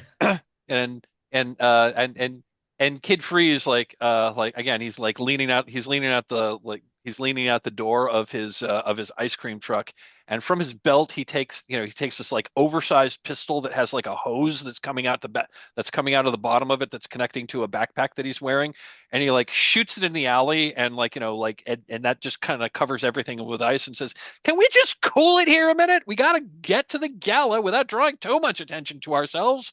And if we've got all these dogs all over the place, that's drawing attention to ourselves." I think Ah, I think Harley like hops into the passenger seat and like grabs like a smaller like bowl of like what a tub of ice cream and like pulls it into her lap, and uh I think she turns over to him and says, it'll be fine. Everything will warm up, and we'll get a nice show going. well, Getting okay. everyone scared is gonna leave them running, and leave less for us to have to worry about when we actually start taking the things. Yeah, I think you're right, Harley. Yeah, let's just go. Dog Boy snaps his fingers. All the dogs sit at rapt attention and are fully locked in. No more hijinks. Yeah, Condiment King just, gets behind the wheel and like just says to himself, God damn it, I don't have my snow tires on. Why did he do this? Looking at the, frozen street. I say I think this would be a perfect opportunity for Condiment King to uh like take off ahead and like look over his shoulder and say, "You better catch up." Yeah, yeah, yeah. I love that. I think as Condiment King runs off, like speeds off though, after saying that, Harley does look to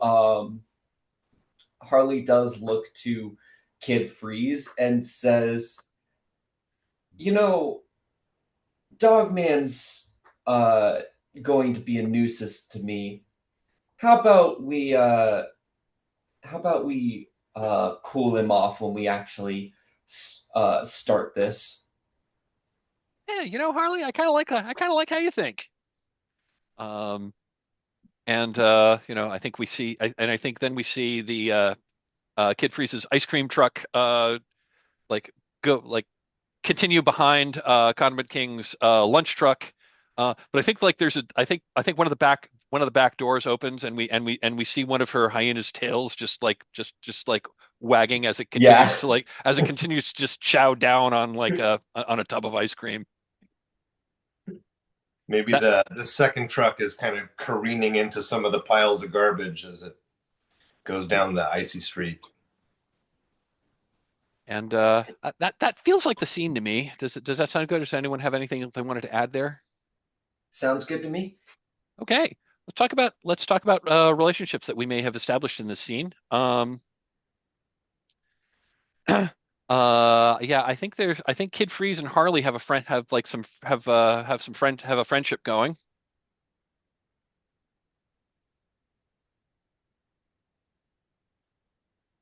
Yeah, that makes good sense. And I think I think Kid Freeze and Condiment King have a rivalry, have some rivalry going. And also with Harley Quinn, because she's saying that Dog Boy is gonna cause some issues with her hyenas. Does the character have hyenas? Yes, she has two hyenas, Bud and Lou. Yeah, Um, that's so awesome. I love it. Yeah, they were included in both the animated series and also in the Birds of Prey movie. we don't get to see them sadly as much in her series. No, we don't see them as much in the Harley Quinn series, which kind of takes place in an alternate universe. Yeah. Because in that series, like, the Penguin got killed off the Penguin got killed off like halfway through the first season. Anyway, um, Just a minute, Kay. I guess Condiment can also try to like intimidate Dog Boy's, dogs. Yeah, he was trying to do that. So there might be a little bit of a frenemy Yeah, yeah, yeah. or rivalry thing going there. I don't I know. mean, we have no which frenemies, so Yeah, maybe. go for it. So I'll talk about what these relationships mean. I'll just mention it now because we're talking about it. So in a confrontation with Batman, and when we go to the cards, if you have a if Batman is attacking one of your friends, you have the option to play a card to help your friend. Oh, If Batman is to hopefully to help your friend get away from Batman.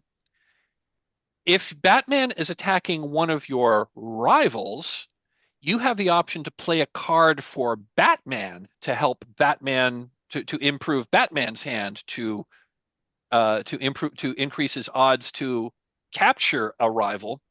And if you have a frenemies relationship, you can do either. awesome. Guys, the timing may not be optimal, but I got to take a break to send off my daughter and wife. They're on off on That's their, okay. How long do you, I mean, that's fine. How long do you need? let's say 5. Is that okay? We can take a 5 minute break. Absolutely. Yep. Let's Okay. yeah, let's take five. Thanks for being flexible. Excellent. Absolutely. Thanks, guys. See you in a sec. All right, we are back. So I think we established the relationships for the scene intro 2.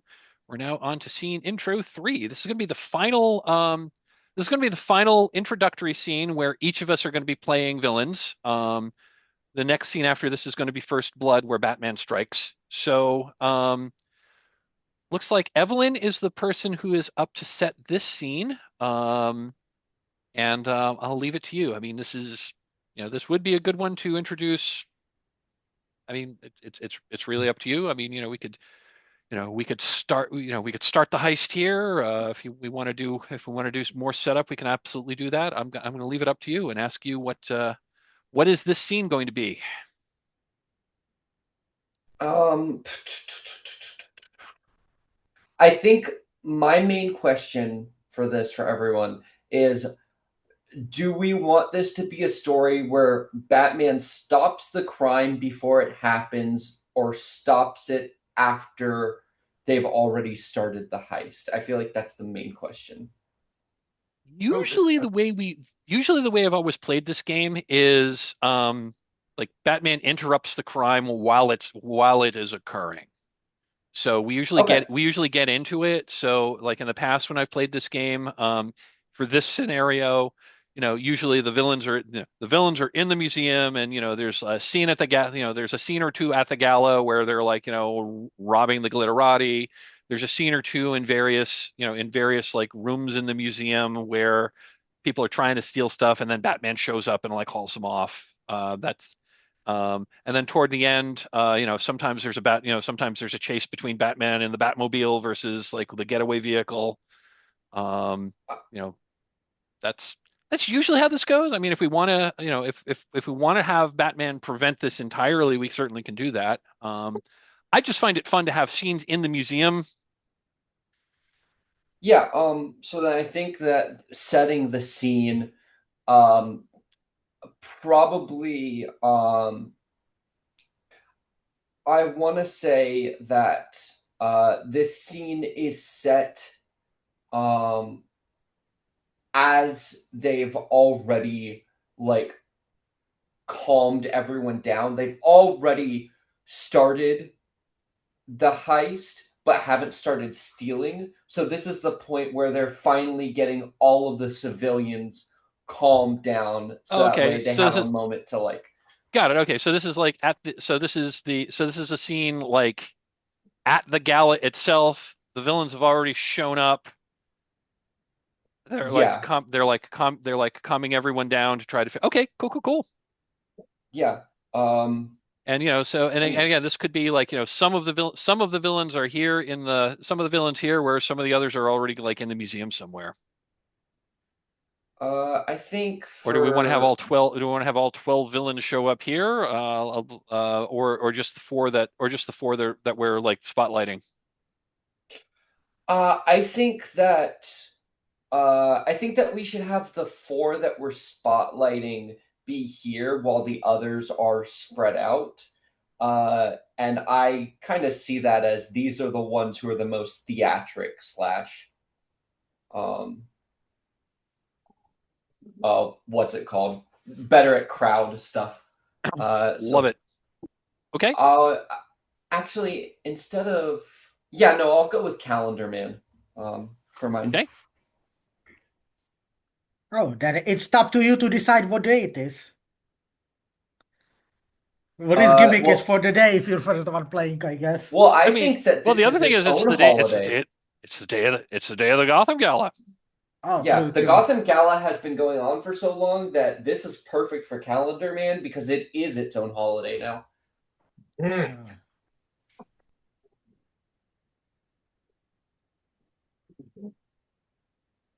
Oh. Do I just start or wait So until we're gonna everyone's? figure out who the characters in the scene are. So like someone is taking Firefly.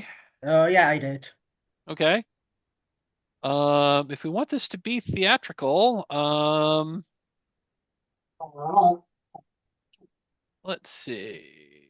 I just might take Music Meister.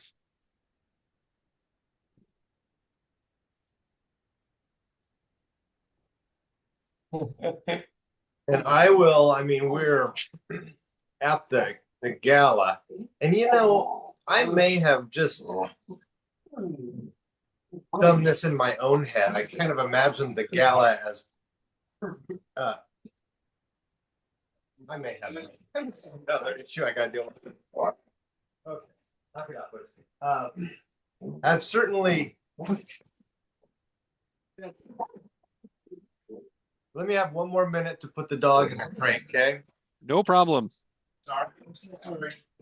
I think it would be really funny. I don't know if this is what he was going for, but King Tut wasn't actually originally in on the plan, but like Professor William McElroy was here and Oh, then got bonked on the head and King I Tut came out.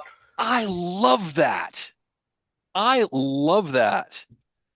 Um, you know, uh, are you taking that or No, that's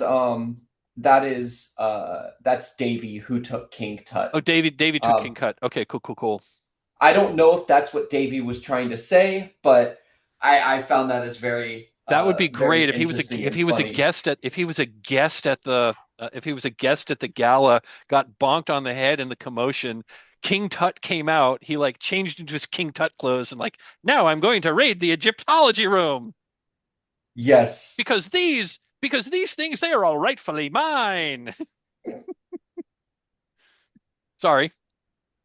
I am back. Evelyn had if you had taken King Tut, Evelyn had an idea, and I don't, and I'll let you go. Yeah, so the idea was for taking King Tut.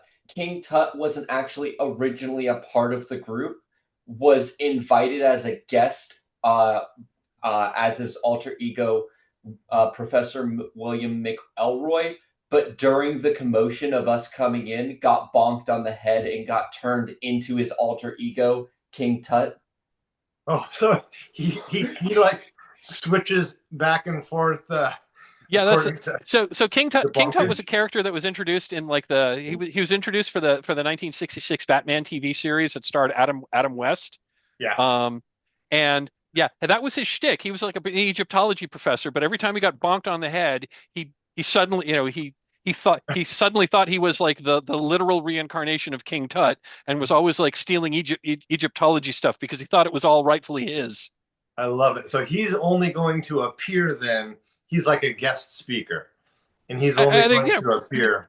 that'd be great if he was like if he was like if he was giving an address, or he could have just been like one of the attendees, because he is a respected Egyptology professor. But We can still I'll leave figure that that up to out. you. Whoever. But we'll leave that up to you. But that is, I mean, I thought that was a cool idea. I Yeah. love it. I also, I'm all in on that one. Excellent. Okay. So I just the Awesome. thing right before the dogs went sideways on me, I wanted to clarify in my head and not maybe made explicit as but so many things that I've said kind of imply what was in my head. That the gala is at a museum. Yeah. Yeah. Yeah, Okay. yeah, Yep. It's Okay. this is basically the Met Gala, but set in Gotham City. Yeah. So like so if you know the Met Gala is held at the Metropolitan Museum of Art in New York City, and it's a fashion show, and it's a fashion show and like high end fundraiser. It's like $10,000 a plate to go. Mhm. And that money goes toward the museum and like its various programs and some other charities. But like movie stars and celebrities and politicians all go there decked out in their finery because it's also kind of a fashion show. You generally have a designer make you a thing, then for you to show up on the red carpet. So that's kind of like my vision of what the Gotham Gala is basically it's the Met Gala but set in Gotham City. Perfect. Now, if King Tut appears, as he will, uh, he's really not. He's not with the group, so we're going to have to sort of address the friend rival frenemy thing out of scene, Or perhaps. in this or in the scene when he yeah. Yeah. when King when King Tut appears as King Tut, like, oh, what's going on, and then he sees because as King Tut he knows, I mean, King Tut is a villain, and he knows the other villains. It's just that not Yeah. everyone necessarily knows that he's also an Egyptology professor. Yeah, absolutely. It could be seen as like, oh, I'm awake now, and there's already this heist going on. So let me just take advantage of that to take my stuff out of the museum for myself. Yeah, excellent. But I think Calendar Man actually starts out with I think he ends up forcing like whoever is doing the projection stuff to put up a projection of a calendar of the month on there on the screen, and he pulls out like this like pen and like marks an X on the day and makes this big like thing to the art audience like this day has been happening for years and years, and therefore it is a holiday. And you know what I have to do on holidays? I have to create the biggest spectacle that I can for this year's gala. So I hope you're all excited to be a part of that. Music and at that Music Meister says, and it's a spectacular, and a you know and a like and suddenly like a saxophone materializes in his hands, and he starts playing this sick saxophone solo as like music comes from who knows where, this and he does this kind of like sick jazz solo. like And what would be your sorry? oh and basically giving you a musical accompaniment. Yeah, yeah. And what would be a celebration without fireworks? Exclaims Firefly. And while just firing flamethrower around for no reason. She's currently like still half in her, in her way she got here in, which is like, this fire themed dress. Uh, and she's currently just put on like a helmet and the jetpack. Uh, Otherwise, she had, and is spewing fire from her wrist-based flamethrowers around. Oh, and don't think about anything else or otherwise. If you do anything silly, intimidating the people, you may get burned.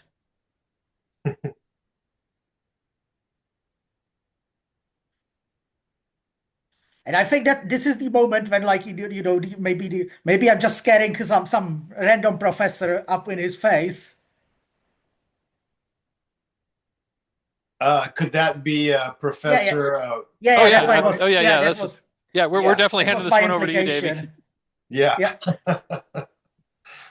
uh, Professor McElroy says, "Well, this is all quite atypical and not in keeping with the normal decorum of of the of this distinguished event. I'm rather put off by it all, actually." I think that He's not King Tut yet, right? I yeah, mean, yeah. yeah. I mean, No, and again, I've got that. he turns into King Tut whenever you want to, because that he's your character in this scene. So if he wants to run into a wall and bonk himself on the head, that you could take the I actually had transformation. a I actually had a funny way to do that. I think Calendar Man, like with the same pen he was using, it's a bigger like Sharpie. Just says, "Oh, lighten up, old man, and have some fun," and throws it at his head, um, like hitting him upside the head with it.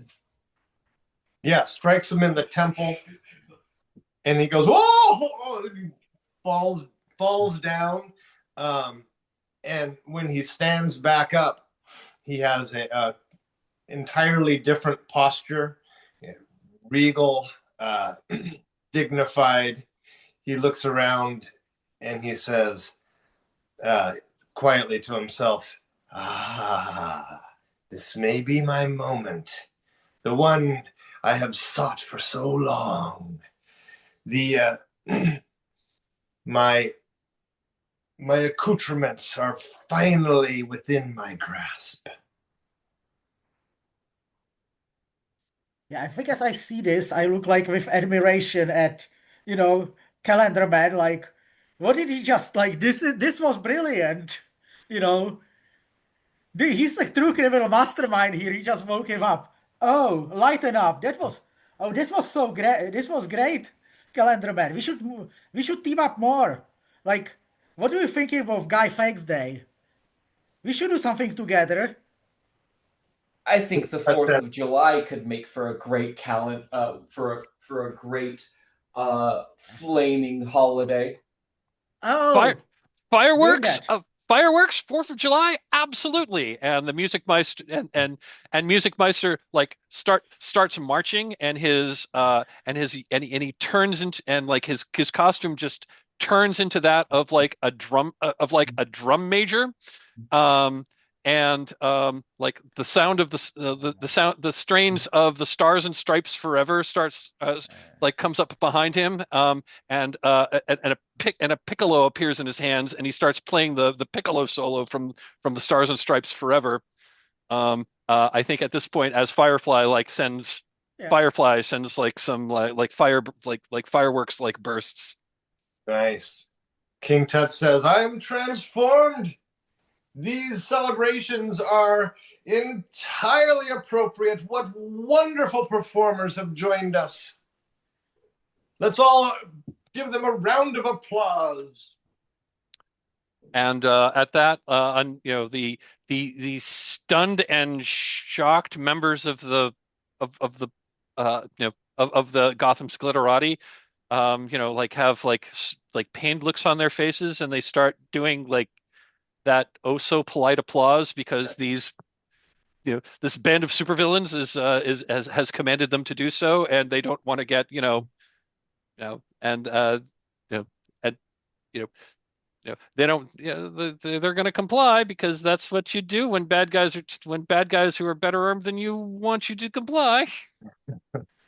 and and I I think and if I could take and if I could take something and Music Meister is like marching with his like is marching, and he turns to millionaire Bruce Wayne and says, "Haha, Mr. Wayne, I don't see you in the spirit." And Bruce just kind of puts his hand up and takes a step back, like it's okay. I don't want any trouble. Bruce Wayne is there. I think Calendar Man. I think he says, "Yes, of course, Bruce Wayne. You should be the most indignant among us. You are the billionaire child of the Wayne family, the family of Gotham. I feel like we should have a dance," and motions to Music Pipe Meister to play his mind controlling music as he goes into a dance with Bruce Wayne. Love it. Um, so Music Meister's like costume changes again, and now he's in like the costume of like a classical music conductor with a baton, and he starts conducting toward an invisible orchestra, and just the sound of like big band music starts playing in the background. I don't know, Fly Me to the Moon or something like that. Maybe all of the also there but not in the scene villains kind of take up partners and start to swing dance, and Lindy with various fancy pants in their people in their tuxes and gowns.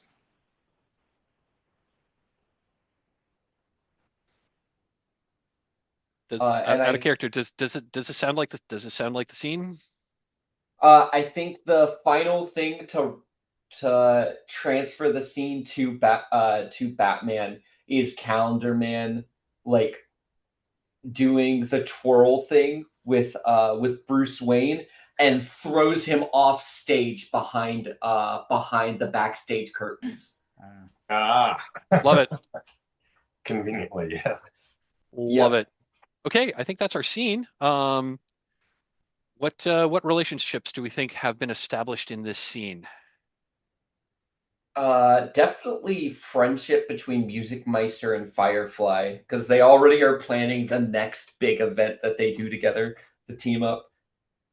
I was also thinking that. Mm-hmm. And same with Calendar Man, I guess. I was also thinking that. Yeah, Music Meister, Calendar Man, and Firefly. And then I don't know if there's really like I think we did a great job introducing King Tut, but I don't know I don't. what the relationship is there. Yeah. I don't think we've really established any. Yeah. I don't think King Tut really established anything with the other characters. He didn't really interact with them, which is fine. Yeah, The intention I had was just that he celebrated the arrival of all these superheroes and sort of legitimized them, and I was going for more of a friend thing, but didn't. Nope. That is absolutely fine. that's absolutely fine. Okay. Maybe frenemy with Calendar Man because he bonked him upside the head, which turned it on, but also bonked him upside the head. I like that. Go frenemy between King Tut and Calendar Man. That absolutely makes sense to me. Yeah. Well, could we up it to just friend? I mean, I think King Tut is greatly obliged by having been woken. Would that be okay? Sure. Or it Sure. could be, I mean, frenemy. You could, yeah. I mean, it would suffice. I don't want to. I mean, frenemy honestly gives you more options. Yeah, Yeah. Frenemy gives you more options because I don't think I think Calendar Man is more on friends levels with Music Meister and Firefly, but I think he doesn't really consider King Tut a friend, more so like I can use this person either way. I can throw them to help me, or I can like use their help. Excellent. Okay. So that is the end of intro. That is the final introductory scene. So the next scene is going to be First Blood. So, player goes to we go to the next player who will set the scene, and that's going to be Tad. And Tad, you are now Batman. Yeah. So you have the power to set the scene again, like we have thus far. But in this one, so tell us what the scene is going to be. Yeah. And then we, as the players, we have to pick characters that have the fewest number of relationships previously established. So Mhm. these are the characters that, haven't had a spotlight moment because they're going to get taken out. They're going to get taken out. Mhm. So I'm looking, so just to let you know, so Henchman hasn't had a scene yet, so he's going to be in First Blood. Yeah. Um, Gorilla Uh, Grodd, Catwoman, and King Tut each only have a single relationship. So Gorilla Grodd, Catwoman, King Tut, and Henchman. Henchman has to be in the scene. And then the other two characters are going to have to be chosen from Gorilla Grodd, Catwoman, and King Tut. And basically, I feel we want to like take the characters that we're least interested in seeing more of their story because they're going to be out of the game after this scene. At I least. feel like Gorilla Grodd and King Tut make the most sense if we're gonna have them all be in the history section of the museum. they can That both be in African section of if they have something like that. Oh yeah, there's if they were going to the Africa section. There was they're kind of like natural history slash and the history section. I like that idea. Yeah. I guess I'll be King Tut for that. And I will be Gorilla Grodd. Obviously, borrowing Goria Grodd for this and then just disposing him in like one of the first is really funny, honestly. From like a meta perspective, like who would do that, you know? And so the way this is going to go is you was so Tad, you get to establish the scene like where it is because it sounds like it's going to be Yeah, in the Africa section. yeah, We're going to start play as like we had, but then at any point in the scene you say and Batman strikes, and you now have narrative control to just say how you capture these three villains. yeah. If you want to do some back and forth to establish more, we can, but this one should be a kind of a short and punchy scene. Yeah, yeah. Punchy both literally and both figuratively and literally. Yeah, so we're in the Africa section. It's some sort of combined like natural history and human history section with, your parts for, some animal skeletons and stuff uh, on one side, and then more to the, cultural stuff uh, from like Bantu masks and to, big collection of Egyptian artifacts Mhm. and acquired by Gotham Museum. And Okay, well, sounds yeah, good. go on, I guess, you guys. Yeah, so Grodd is standing before inside like a big glass case of um a big glass case of uh this is probably in like the of like several skeletons that are kind of like showing the evolution of humanity. And then like several and like skeleton. Oh no, it's skeletons of several of like the six different great apes, including humans, just to show the similarities. and he's standing with his arms crossed, like looking into the like specifically looking at the gorilla skeleton that's standing between the skeleton of a chimpanzee and a skeleton of a human, and he just shakes his head and says, "This is so incredibly disrespectful. Humans have no right to do this to other members of the great apes." And he just smashes his fist through the glass and starts collecting the bones, and he says to them, and he says to the bones, "Oh my, oh my brother, you shall get a proper burial." And he's taking the bones out of this display case. I think King Tut is we see close because they're in the same section, but is maybe on the opposite wall, looking at his old clothing, and maybe a scepter that he had, and probably just in parallel says, "They have no right to put a kingly items of clothing and weaponry locked up in glass cages. I will show them who the true king of the world is." And he breaks open his own glass thing to start putting on his garbs and his grab his scepter. And we see henchman.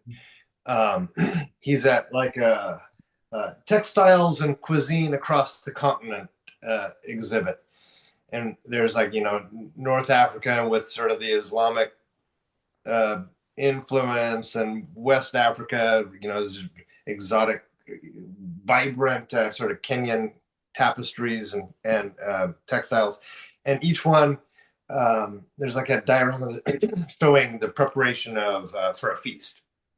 And so he is like sampling these like plastic lumps of mutton or whatever. These it's all fake food, and it becomes obvious that this guy is not a real sharp cookie. So he's like sampling these things and going, "Oh," throwing it aside and going over to another one. "Oh, that's equally ah," and he's dropping his catchphrase, "Ugh."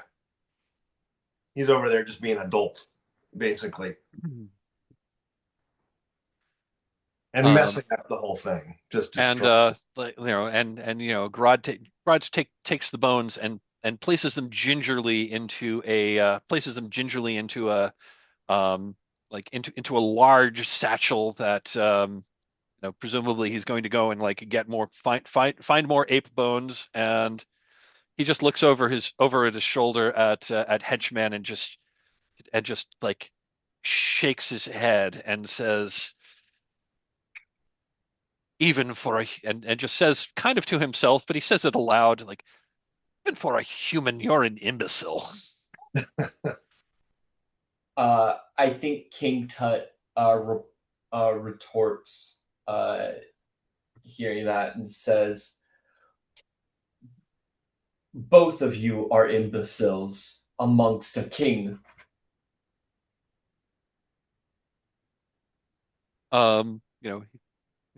Garad looks toward King Tut and takes a few menacing steps toward that and says, "Would you care to rephrase that, little man?" A king has no need to rephrase his words amongst an ape. And from the outskirts, we see henchman giggling and going, "Oh, food fight!" And he starts throwing some, plastic food items at you guys. Yeah. And I think this is the moment when Batman strikes, still from the shadow, just one, quick batarang towards King Tut's forehead, hits him, with blunt force to to switch him back without anyone noticing that Batman even did anything or is here. Grodd looks, Oh my Grodd looks God. at King Tut, who like gets hit in the forehead with a batarang, like, and stops. His facial expression changes as he looks around, looking to see where Batman is. I think Henchman, dumb as he is, does recognize what's happened and throws a ham hock, plastic ham hock at King Tut and smacks him upside the other side of his head. King Tutting him. Poor guy. I think he's like holding his head and is just like, I don't know whether to be mad or thankful, you cretin.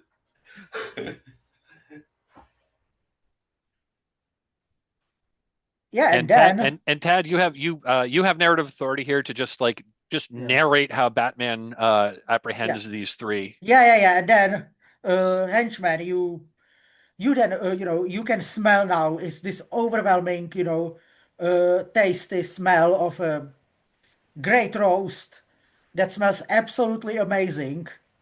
Just you have to follow that. This is what you came for anyway. So just something to feed you, and this seems like a best thing here ever.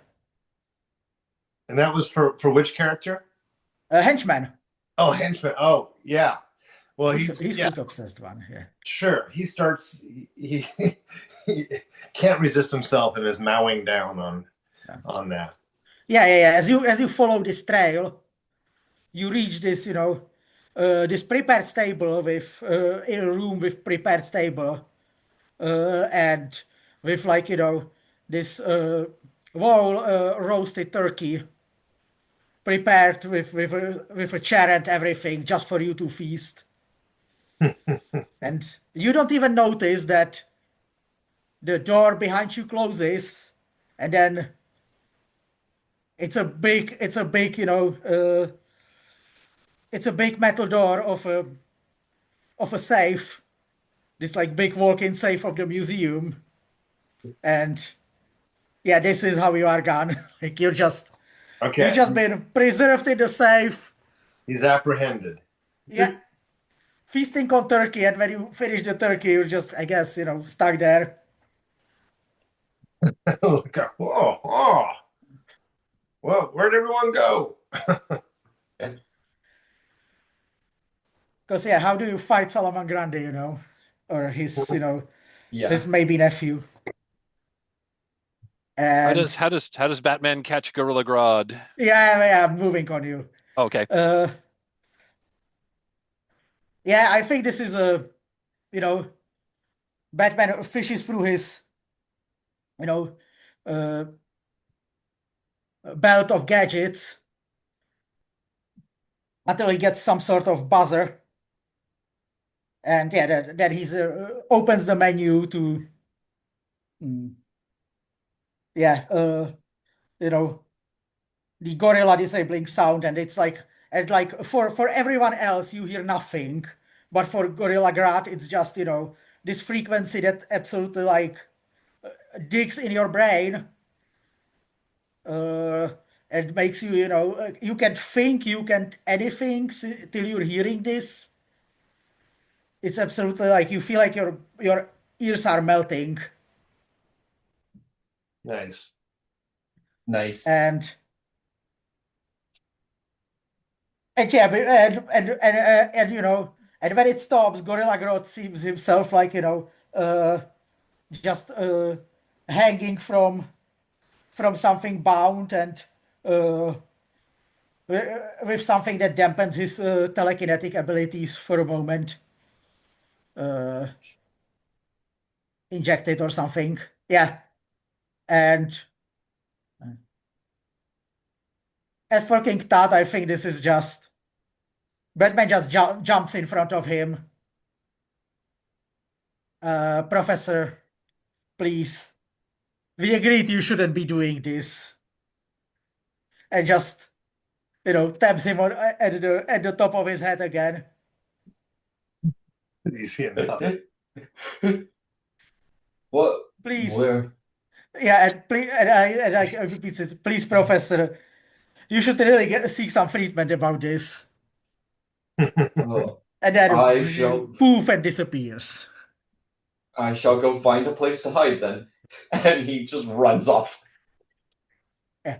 I mean, at least he knows the museum well, probably. I would imagine. That was our first blood scene. Yeah. These characters are captured. So we're now moving to standard scenes. So we'll talk a little bit about how the structure of standard scenes go. Again, it works pretty much the same way. The player Batman gets to establish like where this, like where the scene takes place. Um, Once that's established, the other players pick a character, and again, it starts out like free play until the time where it says Batman strikes, and then it plays out like the first blood scene, except instead of just narrating the capture, we're going to go to cards.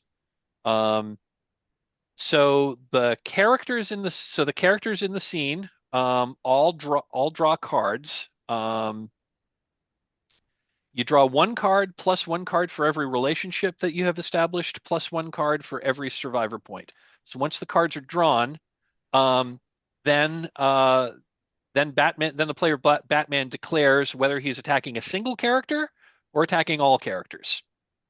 Um, if Batman is attacking a single character, you know, the player Batman like describes how he attempts to capture that character, and then just draws the top card and plays it and plays it, and then you as the target um, have to play one of your cards. Um, the idea is to beat Batman's card, and if you beat it, again, if we're attacking a single character, if you beat Batman's card, then get to describe how you get away. Um, if another character in the scene is either a frenemy or a rival, they can then play a higher card for Batman to beat your card to like make Batman capture you.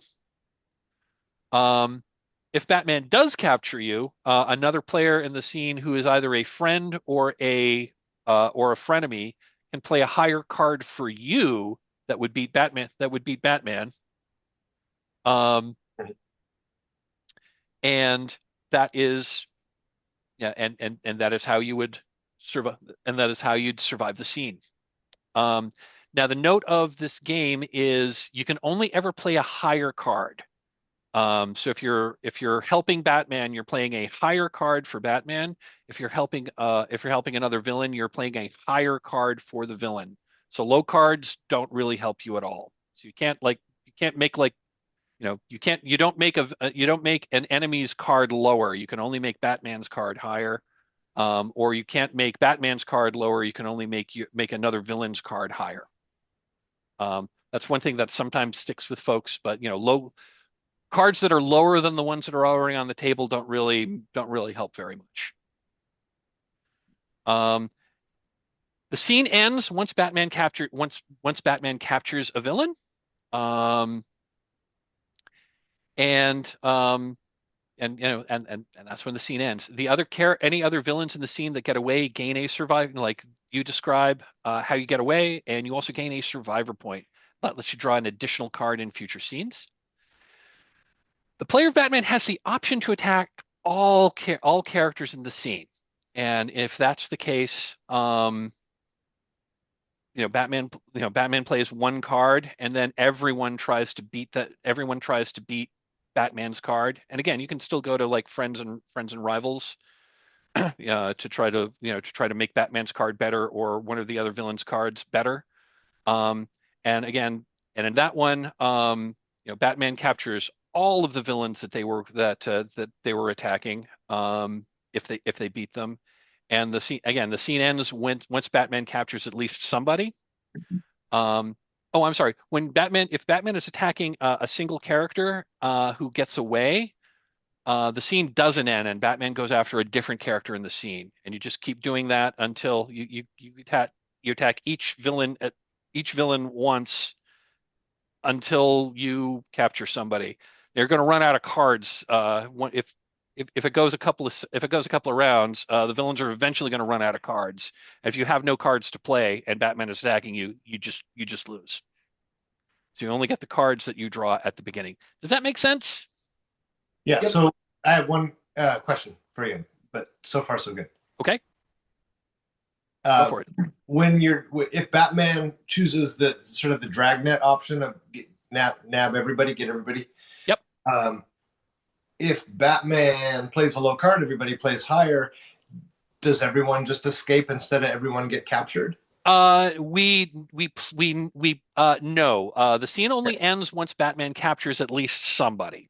So if Batman is attempting to capture everybody and he happens to throw a 3 and everyone's got a higher card than a 3, we narrate how Batman tries to capture the villain and how those villains got away, but then we continue the scene, and then the player of Batman has the option to go after. We basically go into another round in the same scene where the player of Batman can choose to either attack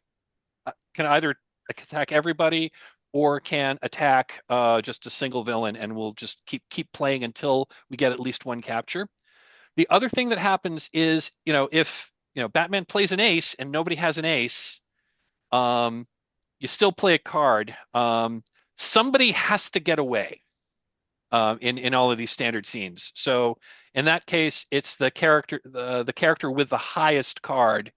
If Batman was going to capture everybody, the player of the highest card is the one that gets away, even if Batman's card beats them. So at least one character always gets away in a standard scene. Okay. So that's how the card mechanics work. At the time, we've got about an hour and got a little more than an hour before the scheduled end time. I do have a hard stop. At 2:00 Eastern time. I don't know where y'all are, but that's going to be like an hour and 7 minutes. So I'm just going to say that in case the scenes go over and we have, I may invoke the convention rule if they're like 30 minutes to the end, if we still have more villains in play than there are non-Batman characters. We'll do we'll do something like an Endgame to just like quickly narrate the elimination of more characters, then we'll go straight to Endgame. Okay. Endgame works a little different. Endgame works the same as a standard scene, except Batman keeps attacking people until there's only one left. Okay. So we got. I think that the next scene is going to be in. I think the next scene is going to be deeper in the museum, and it's in the sort of. I think it's going to be in like the. Yeah, let's do this. It's in a natural history museum it's in the natural history section, and this is the section where they have like the big dinosaur skeletons on display. So it's the Hall of Dinosaurs. That's where the next scene is going to take place. So very high ceilings, there's skylights, and there's like big models of like Brachiosauruses and a Tyrannosaurus Rex and Triceratops. They're not actually made of real dinosaur bones. They're all made of casts, but it's the Hall of Dinosaurs. That's where the next scene is going to take place. I will let you choose which characters are going to be in this scene. I'm going to choose Kid Freeze. I got Dog Boy. And Harley Quinn. Okay, good. Yeah. Awesome. Okay. So I have established. Okay, yeah. So these 3 characters, they're in the Hall of Dinosaurs. And are you Batman? I will be Batman. Okay. Yeah. Okay. So take it away. Yeah, folks. okay. So Harley standing there, under the the big stegosaur skeleton, and looking up all the bones. Calling dips on that one. That's gonna be great for my hyenas. Dog I'm Boy looking does at the a dog whistle. boy. Dog Boy does a whistle. and he says, "Fetch the bones!" And all the dogs disperse and start pulling bones out. Statues start to hop, wobble, and fall as they pull femurs off of various statues, etc. Or not statues, but skeletons. I think Kid Freeze says, "Leave one of them intact. This will make a great spectacle for my legacy. For it to not just be bones, but a full statue of ice." Yeah, Hal is like trying to, get the biggest bone in the museum out of this to carry it away. And then it looks at the, Kid Freeze like, hey, you understand that your relationship with your parents is not really okay. You should probably talk to someone about it. My parents, although not, my parents don't understand. I'm doing what's best for our family. And he starts using his ice ray to like ice up the bones to create the statue, starting from the bottom, working his way up. Yeah. But Yeah, but why do you feel? But why do you feel like you have to carry your family's legacy and burden? You're just a kid. Shouldn't that be up to, the adults? You see a quick cut to Dog Boy Yeah. ordering his dogs. They're sort of forming a pyramid, and one jumps off the top of the pyramid and is pulling the T-Rex's, trying to dislodge the T-Rex's skull. Batman strikes. A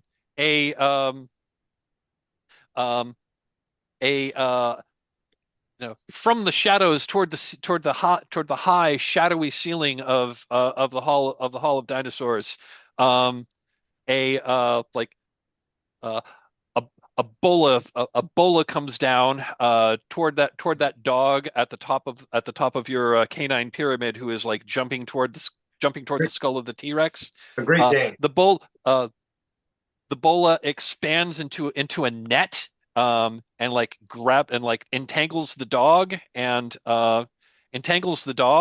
as it starts to go down, like a parachute pops up at the top, pops out of it, and the dog like lands on the floor, like struggling and whimpering. As several more of these go, and basically capture all of Dog Boy's canine menagerie here. Nice. And then the figure of Batman, and his cowl up, and his cape down, Batman like glides down and lands right in front of Dog Boy, and punches Dog Boy right in the face. Bring the kisser. So it is time for everyone to draw cards. So have folks used everyone has the card table up? So the way this works is so over on safety and resources, there's a link to playingcards.io. That'll bring a card table up.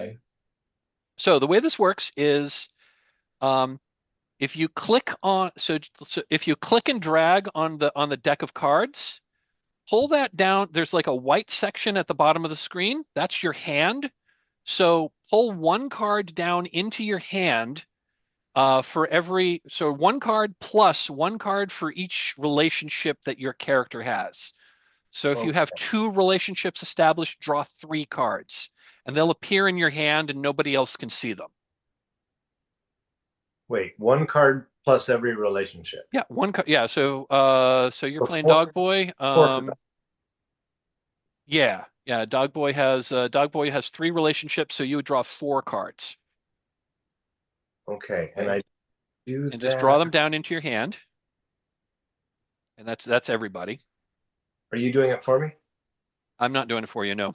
Oh, I saw. No, we're all doing. Everyone is drawing their own hand, So it's coming down, but the cards are appearing in that one player's hands. Yeah. Okay. Oh, doesn't look good. This is not good for me. Okay, so Batman is attacking Dog Boy, and so everyone has their hands. Yeah. Yeah. Oh no, You animal controls here. Just a Harley Quinn, you know. Batman plays a Batman plays a 6 versus Dog Boy. And so I'm just gonna go here. I'm gonna put Dog Boy as villain 1.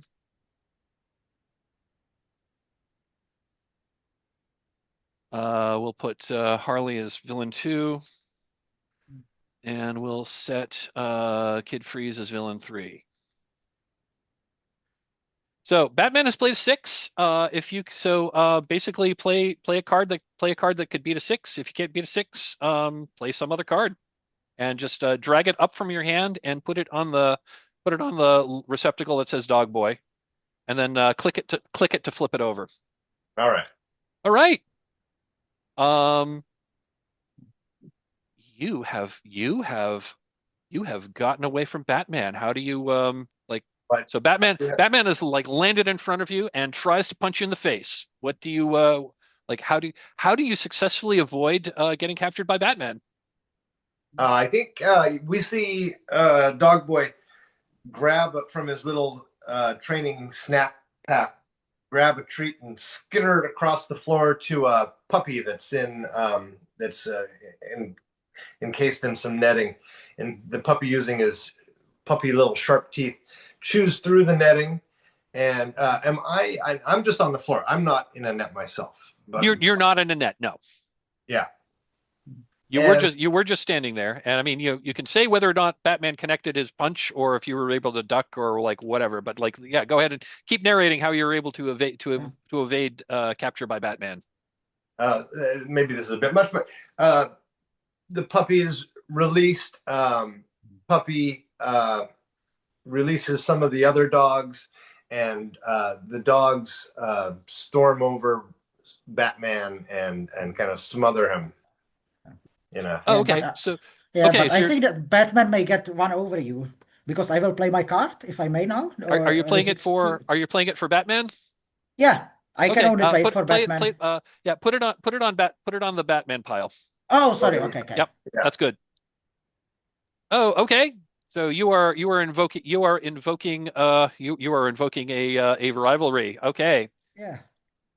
So yeah, Batman is able to uh so Batman pulls out a Batman pulls out like a canister from his bat belt and spray of and it's the canister is labeled bat dog repellent, and he sprays the dogs and they all go and they all go scurrying away as Batman walks up like as Batman like strides over to Dogman and like picks him up off the floor by his collar. Picks him off the floor by his collar. With his other hand, he like he he fires a grapple gun at the ceiling, and the two of you like zip up the line into the shadows. Nice. And Dog Boy has been captured. And that ends the scene. Excellent. We can establish or change relationships between Harley and Kid Freeze if we think any have been established here or changed. The other thing is, you can change relationships in the course of a scene. Also, Kid Freeze and Harley each get 1 survivor point. I think with that last conversation of Harley doubting Kid Freeze, and like asking him why he's doing this, I think that's going to change to rivalry for Kid Freeze. Maybe Okay. frenemies like we used to be, or maybe we can do straight to rivalry. Oh yeah, wanna go down? frenemies can work. Frenemies can work. Yeah. Okay, so you're gonna switch friend to frenemies. That works totally for Yeah. me. Also, even though Dog Boy is now out of the game, your relationship with Dog Boy still counts. So you still get a card for having that relationship with characters that have been removed from the game. Yeah.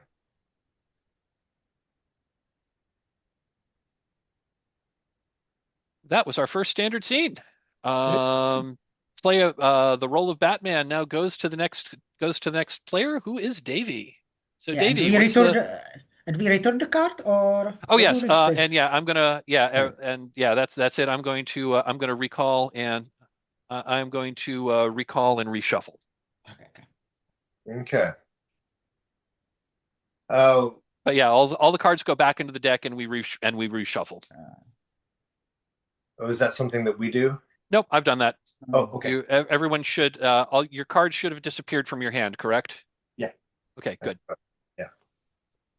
Okay, so we find ourselves now. Let's say just back at the gala reception hall where the speeches were, and all of the assembled luminaries, glitterati, are perhaps being stripped of their rented jewels, etc. Do we know? Wait, do we now? We establish who's there. Yep. Yeah. Okay. Yep. So we're back at the gala, and so the glitterati are still there being held captive by these villains. Was that I was distracted briefly while you were establishing that, so I'm Just asking again. being liberated of all their jewels and finery and watches, etc. Definitely Catwoman. I think the Penguin's going to be in this scene.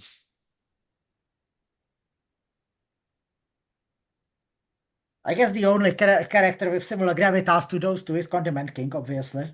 Obviously. Obviously.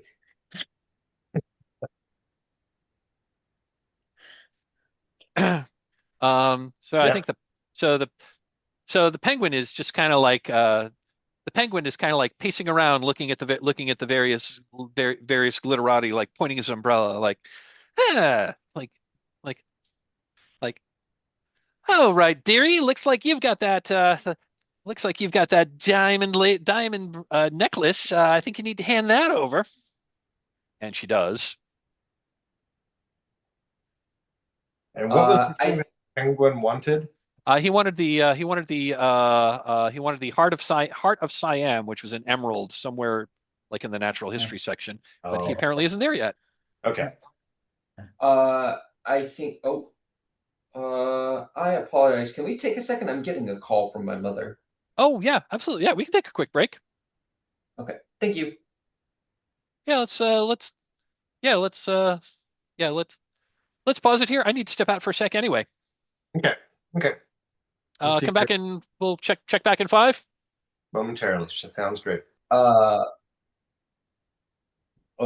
And I just resumed the recording. I think Catwoman snags the necklace that he was going to take, and in her other hand has the diamond or the emerald that he was looking for, and says, "Not so fast, little birdie." Hey, stop fighting each other, says Condiment King, thinking that he has some sort of pull with those people or authority with them somehow. And while he's like holding a museum director by his lapels and yelling at him, pointing the ketchup gun in his face.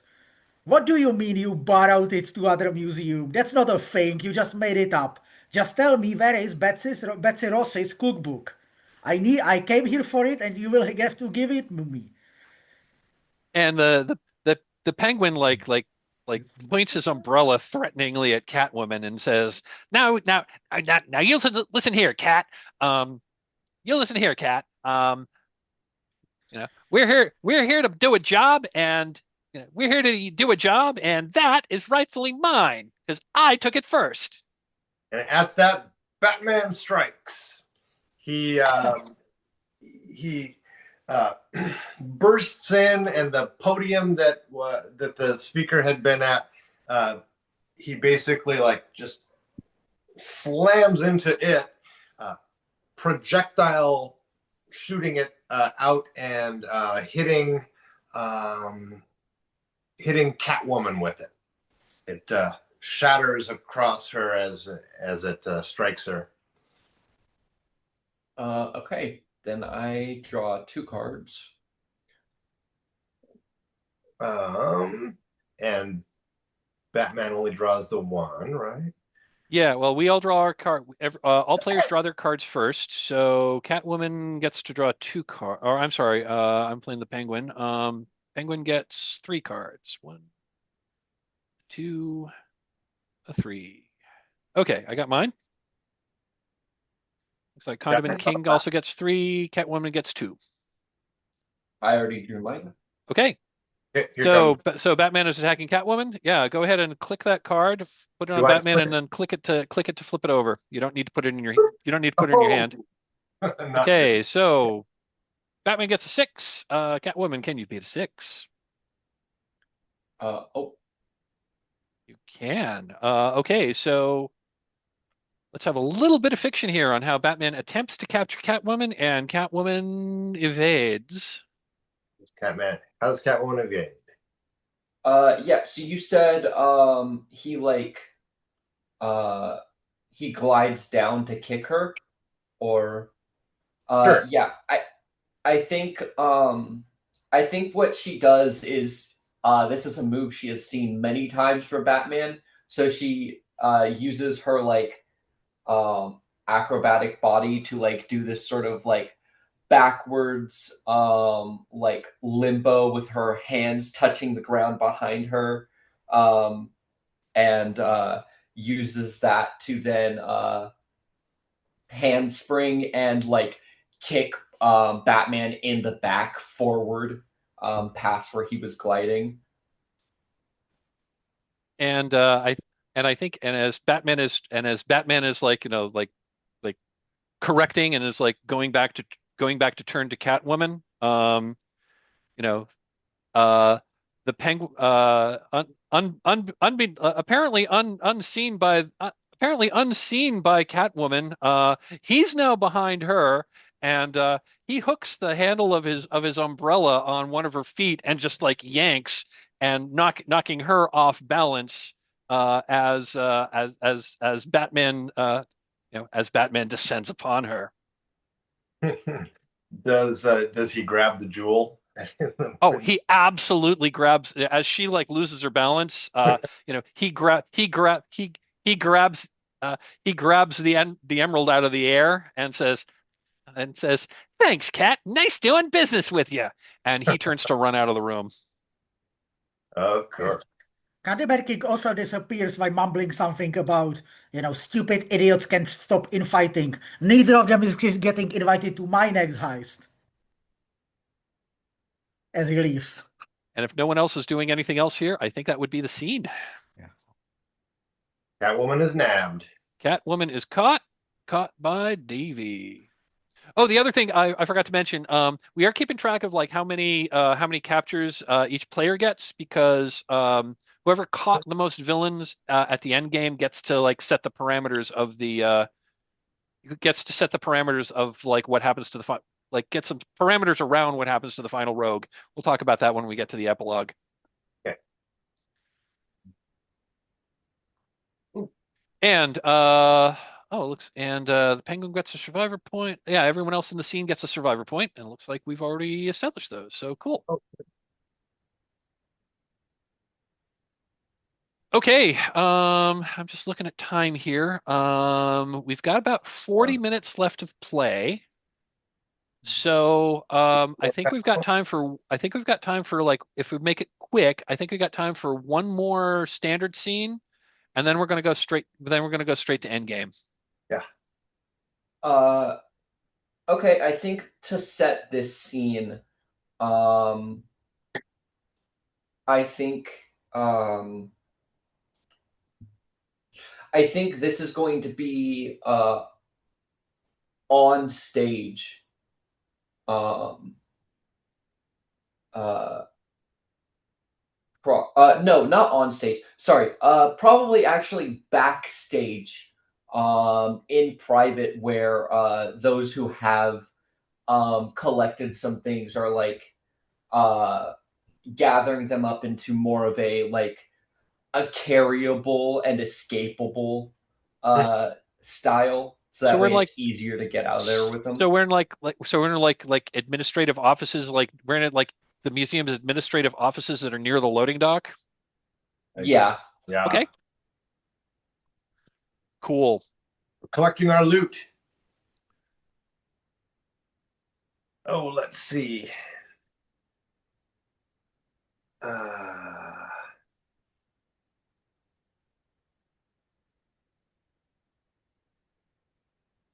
how about I'll play Condiment King if I could. I'll play Music Meister.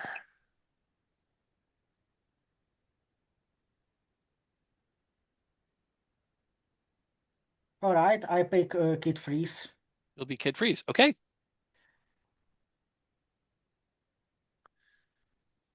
So Music Meister is now here, and I think he's come back from he's I think he was able to find the room that had like the musical instruments display, and um I don't know if you've been there, but the Metropolitan Museum has a rather extensive room of historical musical instruments, and he's holding in his hands and he's beaming this a violin, and he's just beaming, and he says, "I have it." And he holds it up and he says, "This is a Stradivarius, an actual Stradivarius. I never in a million years thought I was going to have a Stradivarius in my hands." And he puts it under his chin, and he like reaches into air, and a bow appears in his hand, and he starts like playing he starts playing the violin, and he plays and he plays like a Bach solo work, and it sounds really good. Like, and as he's playing, like tears come to his eyes, like, and he just kind of like, and he's kind of like half whispering to himself in ecstasy as he's playing this like 500-year-old violin. Condiment King is filling like a uh, uh, pillowcases with gems and jewels, and looks over to the music meister and he says, "I relish the music, but I must ask you to be quiet, else the pesky bat, find us." And the music meister like gets to the end of the piece and stops, and like holds out his hand, and like the bow disappears, and he gingerly places the Stradivarius into a kind of nondescript looking violin case as as he closes the buckles, and he looks over the shoulder and smiles and says, "Well, that would put us in a pickle, wouldn't it?" We better catch up with our escape truck. And Kid Freeze carrying his father's old, first freeze gun uh, in a bag. Hey, yeah, we should get out. But before we do that, hey, Music Meister, I heard you agreed on some, future cooperations with some people. Maybe I could also join in. I think we could. I think that could be arranged. Firefly's gonna be there. Is that right? I mean, if she wants to be. I mean, she's really good for like showing off some pyrotechnics. Always That always adds to the show, doesn't it? Adds a little And drama, adds a little fire to the performance. and I think that's when Batman strikes as all of the lights go out, and he's gonna try and take out all three of them. Yes. Okay. Going to attack all of them. I love it. Okay, I'm playing Music Meister. I've got one, two, three, 4. I get 5 cards. Ooh, yeah. Music Meister had a lot of relationships going. Yeah. I just try to form another one. I guess it's not really. I mean, it's not really quick as Music Meister, but you know. I was going to say, do we want to like establish or change characters based on the fiction before Batman Strikes? That's absolutely fine. If we want to like throw some more in there. I feel like that makes more sense because otherwise you don't have much to mess with when the strike actually happens. Yeah. Exactly. So yeah, it sounds like Condiment King and Music Meister have a bit of a friendship there. Was that what you were going Kid for? Freeze and Music Meister. Oh, Kid Freeze, excuse me. Yes, Kid Freeze and Music Meister.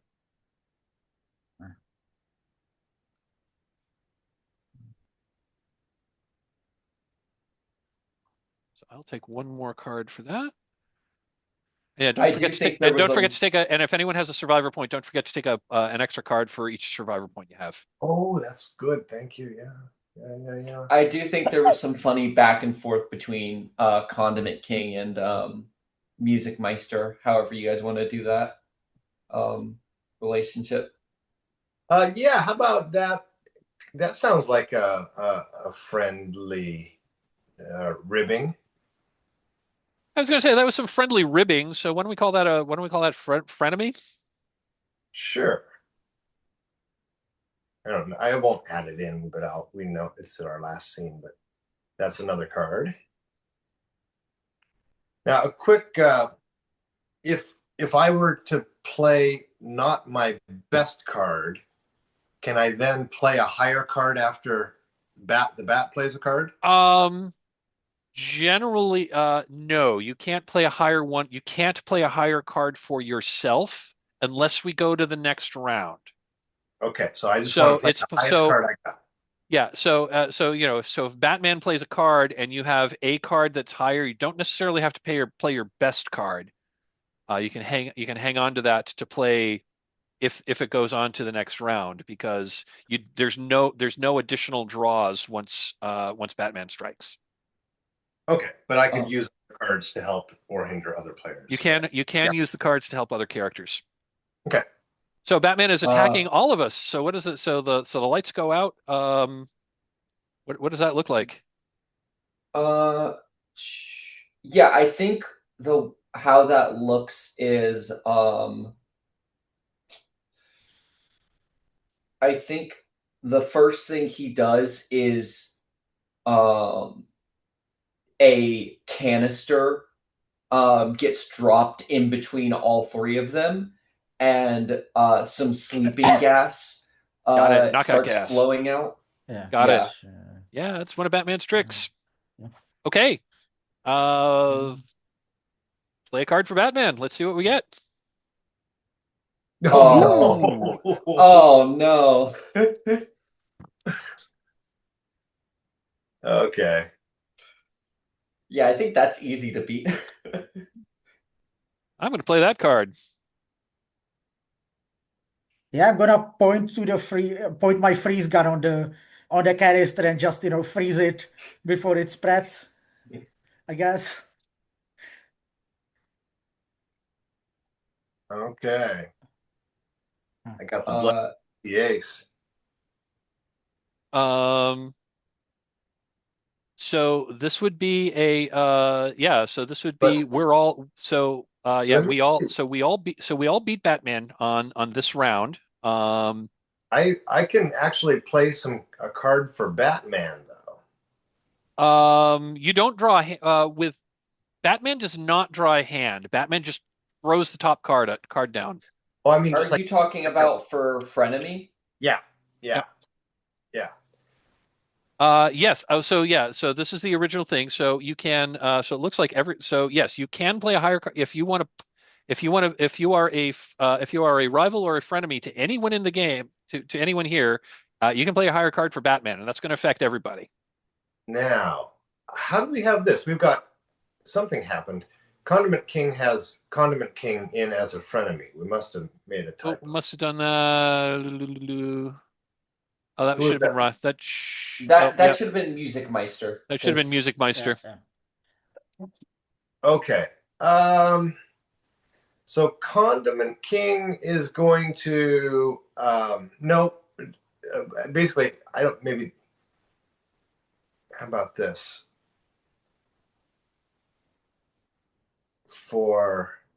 So I'm putting a card in the Batman spot. Oops. Yep. Ooh, changing that to a queen. Okay. Yeah, and that was against, or that was playing against uh Freeze Boy. Freeze Meister. Kid Freeze. Freeze. Kid Okay. Freeze. Okay. Kid Freeze. Okay. Do I narrate or does Batman narrate? Um, So Kid Freeze said to stop the sleeping gas, that he was going to freeze the canister. So I guess you can describe how you like mess with that or something. yeah. Does Condiment King narrate here? I was going to So- say, yeah, yeah. If you as Condiment King played a higher card for Batman to invoke either rivalry or frenemy, you get to narrate like how you were able, like, because we all got away. Because I was going to say, like Music Meister is able, like Music Meister, like he like grabbed some like sheet music and put it over his face to use as a gas mask to like get away from the sleeping gas. Um, So but now, uh, like Condiment King did something yeah. that is going to cause him not is going to cause that not to work, and likewise also for Kid Freeze. Oh, for both of them. Okay, so Because with this play, Batman is going to capture Kid Freeze and Music Meister, but not Condiment King. but it's the action of Condiment King, not the action of Batman. Okay. Yeah, it's the action of Condiment King as to like how he was able to sabotage his rivals Yeah. to get away. Condiment King just blasts both of them with a mustard spray and says, "Here's some mustard gas to go with your sleeping gas," and knocks the sheet music off Music Man. And how did Kid Freeze protect himself? Froze the gas canister. Okay. Oh, froze the gas canister. Okay, maybe then Hot sauce.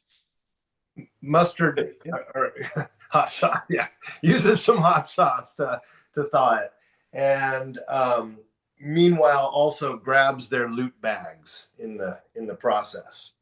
Love it. And Awesome. hide I think near a store. And so go ahead and say, and so like Condiment King gets away, and Batman, how do you nab Kid Freeze and Music Meister? I think what Batman does is actually something he's known for doing. Is he uses the moment where Kid Freeze is focused on the canister to snab his father's old freeze gun, and uses that to freeze both of them in place. Love it.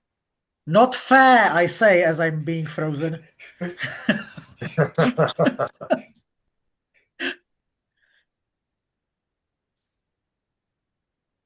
Okay. Awesome. Okay, that is the end of the scene. So so Condiment King gets away. Condiment King gets another survivor point. And the other two characters have been caught. Yeah. They can plan their next next heist in Arkham, I guess. I guess. We just have our final scene. So now we are going straight to Endgame, just because of time. So go ahead and set. So the next person to play Batman is going to be Evelyn. So go ahead and set the scene. And again, we are running low on time Oh, here. So this is the sort of I thing where just go on. I just went as Oh, you just Batman. went. Oh, just you just went as Batman. I'm sorry. I'm It's next Tad. one. It's Tad. Yep. So I should have two under mine. Yeah, you should have two under yours. Geez, I guess my. Okay, I guess I don't know what's going on here. I must have thrown. I must the Yeah. calculations Davey must be had gone. is Yeah, supposed to be go one. ahead and like erase those and just go ahead and like erase the formulas and just put it in manually. I was trying to be clever and do auto calculating, but I guess I messed up the calculations. No, you're good. I think since this is a finale, I think we are now at the like courtyard of the uh of the museum, while all the ne'er-do-wells Oh, who did this heist. got it. I was going to say, can I throw can I throw a suggestion? Yeah. Um, have we all piled into Condiment King's cart and we're like racing Oh, down the city streets and Batman's chasing us in the yeah. Batmobile? Yeah. The hot dog truck. Yeah, Yeah. we're in the hot dog truck. I imagine Firefly is probably, instead of riding in there, flying above So to because try we have and. more, because now we have more villains that haven't been captured than we have players. We're each going to pick our characters, and then whoever doesn't get picked, Batman just describes how he captures them Yeah. as if it was a first blood scene. Because we are now in Endgame. So we're just going to keep going until there's only one character left. I got Harley Quinn. I'm going to be the Penguin. Yeah. You do a good job. And I am going to. I'm going to take Firefly. You're going to take Firefly, okay? But Condiment King and Calendar Man can be in the scene. So I think we're like, so if we're like in Condiment King's like hot dog cart and we're uh driving at breakneck speeds through the through the city streets. Why don't we say that the Penguin is driving the truck and Condiment King is like trying to like shoot Batman with his ketchup cannon or something like that. Oh, Yep. he sure has like a cannon on the roof and like now like big like a big AA gun or something. Exactly. That's kind of what I was thinking. Yeah. Um, But it's a so regular gun, yeah. so Batman can go ahead and just flat out narrate how he's able to capture Calendar Man and Condiment King. Yeah. Uh, so yeah, the Condiment King is, on the roof of the truck, splashing the road in front of Batmobile mostly with, mustard and other oily substances. And It's gonna leave a stain. yeah, but sadly, he's not the only one who has some sort of armaments on his car. So do I, Batman. And so the small device rolls out of the roof of the Batmobile, and then it starts throwing batarangs at high speed at a Condiment King, who gets knocked off of the roof and falls off. The Condiment King's out. Yeah. Meanwhile, oh yeah. Meanwhile, So and how do you take out? Calendar Man, Yeah, how does like Batman take out Calendar Man? yeah, Calendar Man looks at his watch. Oh, it's no longer. It's after midnight. It's no longer. It's It's no no longer Gala longer Day. Gala Day. It's a sharpshooter day. I shall shoot down Batmobile, and returns to the roof. But as he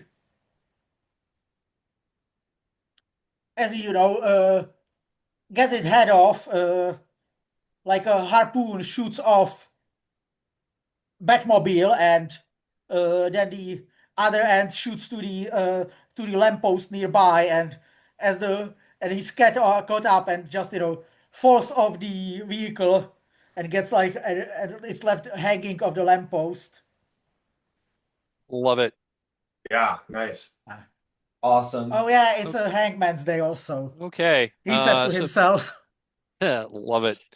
Yeah, so the penguin's at the wheel, and he's like flooring it, and he's like doing his best to try to outmaneuver the Batmobile, and he's got his cigarette and his cigarette holder in his mouth, and he goes, wow, this is like I don't know how on earth we're gonna get away from the Batmobile in this stupid contraption. I think it's time.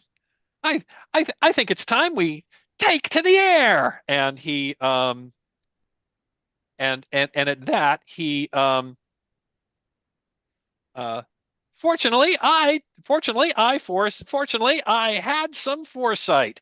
And at that he presses a button that's he presses a button that's on the dashboard that was clearly added after the fact, and it just has like a picture of an umbrella on it. And he presses that button, and a giant umbrella jump like extends up out off of the roof of the of the hot dog cart, which opens up, and the hot dog cart takes into the air. Yeah, it's like spinning around. Yeah, it like starts spinning around as if it were like helicopter blades, and the Condiment King's hot dog cart like takes into the air. It's not flying well, but it is flying. I think Firefly says, "Oh yeah, let's get this baby higher," and I think she actually shoots her flamethrower like below the umbrella to kind of like a hot air balloon, Oh, and to it goes higher. catch an updraft. I love it. Yeah. Yeah. Meanwhile, Harley Quinn is throwing explosive jacks and bouncy balls at the Batmobile. Yeah. Well, that's too late because Batman is no longer in the Batmobile.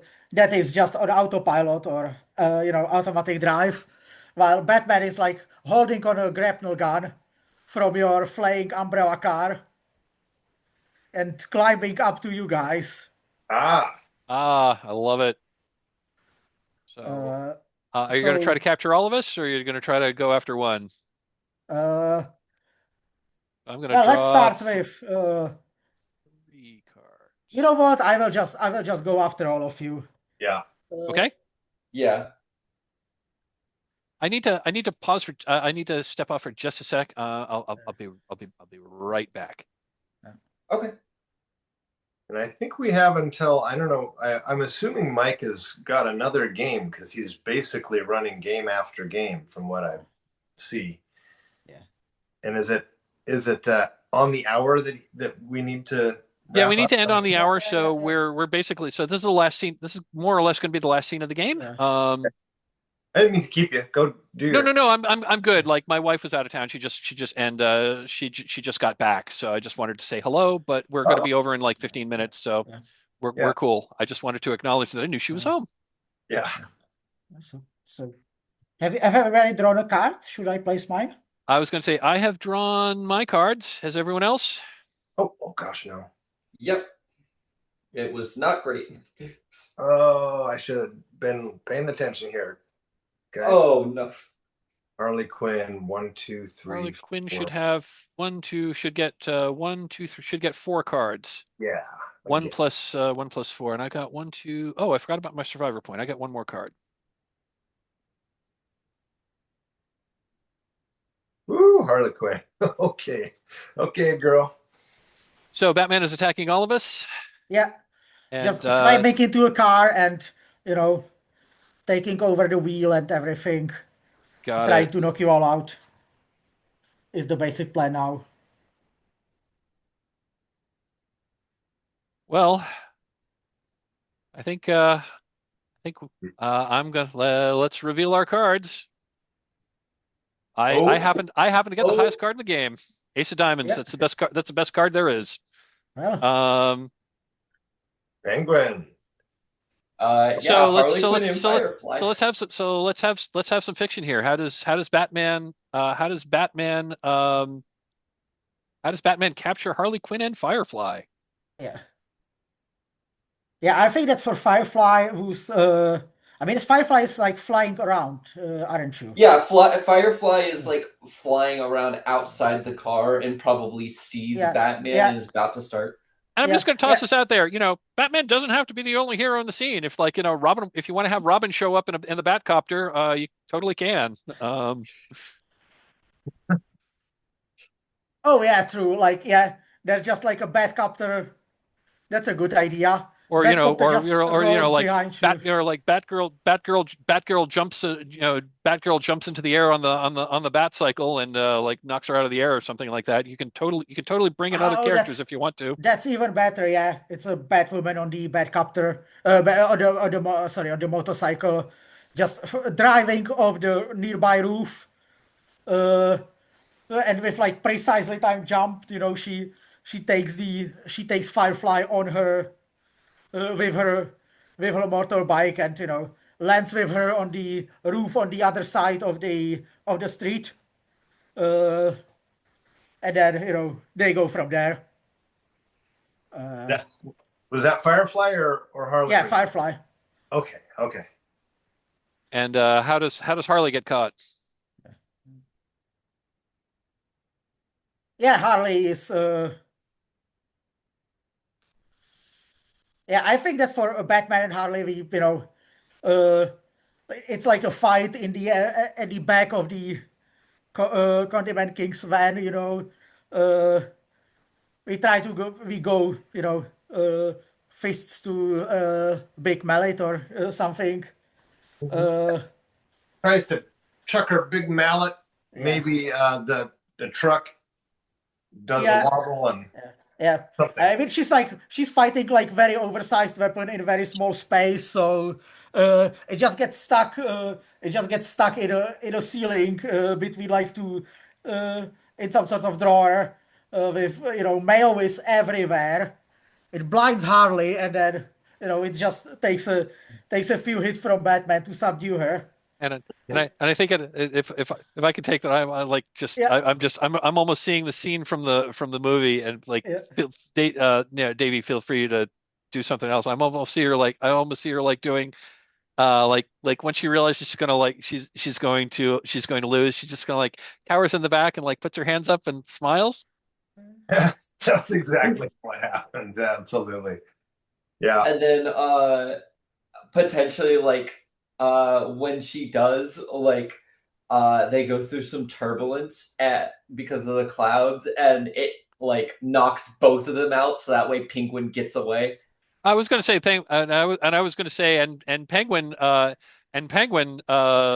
just opens up the door and says looks at the looks he's got the big emerald in his hand. He tucks it in his breast pocket and he just jumps out of the now plummeting hot dog cart.